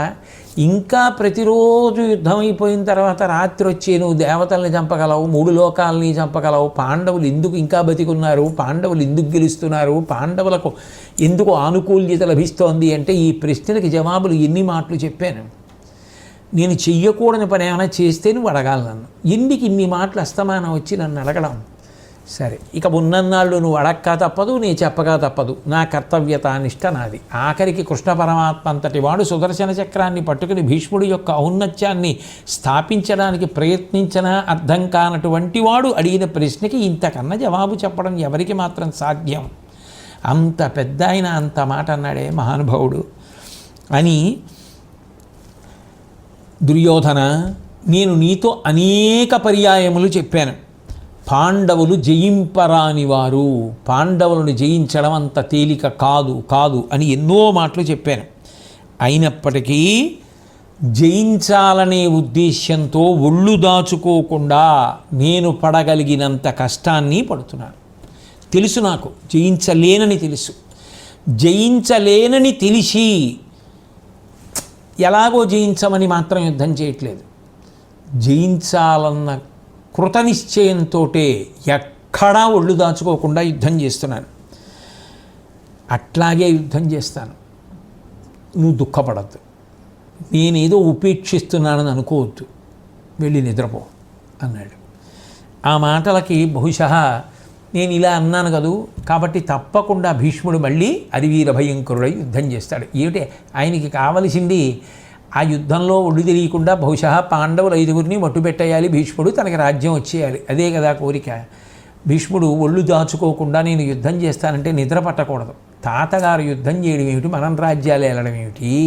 పెద్ద ఆయన్ని గౌరవించి అంతటి మహానుభావుడు, ఆయన చెప్పిన మాట విని బ్రతికితే గొప్ప. కానీ ఆయన యుద్ధం చేసి భూమిని ఇప్పిస్తే ఆయన మాట వినకుండా మనం రాజ్య పరిపాలన చేద్దామా? అసలు ఎంత లేఖీ ఆలోచన! ఎంత ఉండకూడని ఆలోచన. మహాభారతం ఎందుకు చదువుకోవడం, మహాభారతం ఎందుకు వినడం అంటే ఇటువంటి ఆలోచనలు రాకుండా మనిషి తనని తాను నిగ్రహించుకోవాలి. లేనినాడు ఎంతమంది చుట్టూ ఉన్నా అటువంటి మూర్ఖత్వం ఒక్కటి ఉంటే అందరూ కూడా అటువంటి వ్యక్తి వలన బాధ పొందుతారు. చిట్ట చివరికి అటువంటి మూర్ఖుడు ఉన్న స్థానాన్ని బట్టి చాలామంది ఒరిగిపోవలసి వస్తుంది కూడా. అందుకే ఆ శ్రీకృష్ణ పరమాత్మ యొక్క నిర్హేతుక కృపాకటాక్ష వీక్షణముల వలన అటువంటి మూర్ఖ బుద్ధి కలగకుండా పెద్దలు చెప్పిన మాట విని సంయమనంతో, ధార్మిక నిష్టతోటి, అందరి ఎడల ప్రేమ భావనతోటి, ప్రత్యేకించి పెద్దల ఎడల గౌరవంతో, వినయంతో బ్రతికేటటువంటి స్వభావము కల్పింపబడుగాక. దానికి శ్రీకృష్ణ పరమాత్మ అన్ని విధముల మనని అనుగ్రహించుగాక అని ఆయన పాదములు పట్టి నమస్కరించి ప్రార్థన చేస్తూ ఇవాళకి సెలవు తీసుకుందాం. స్వస్తి.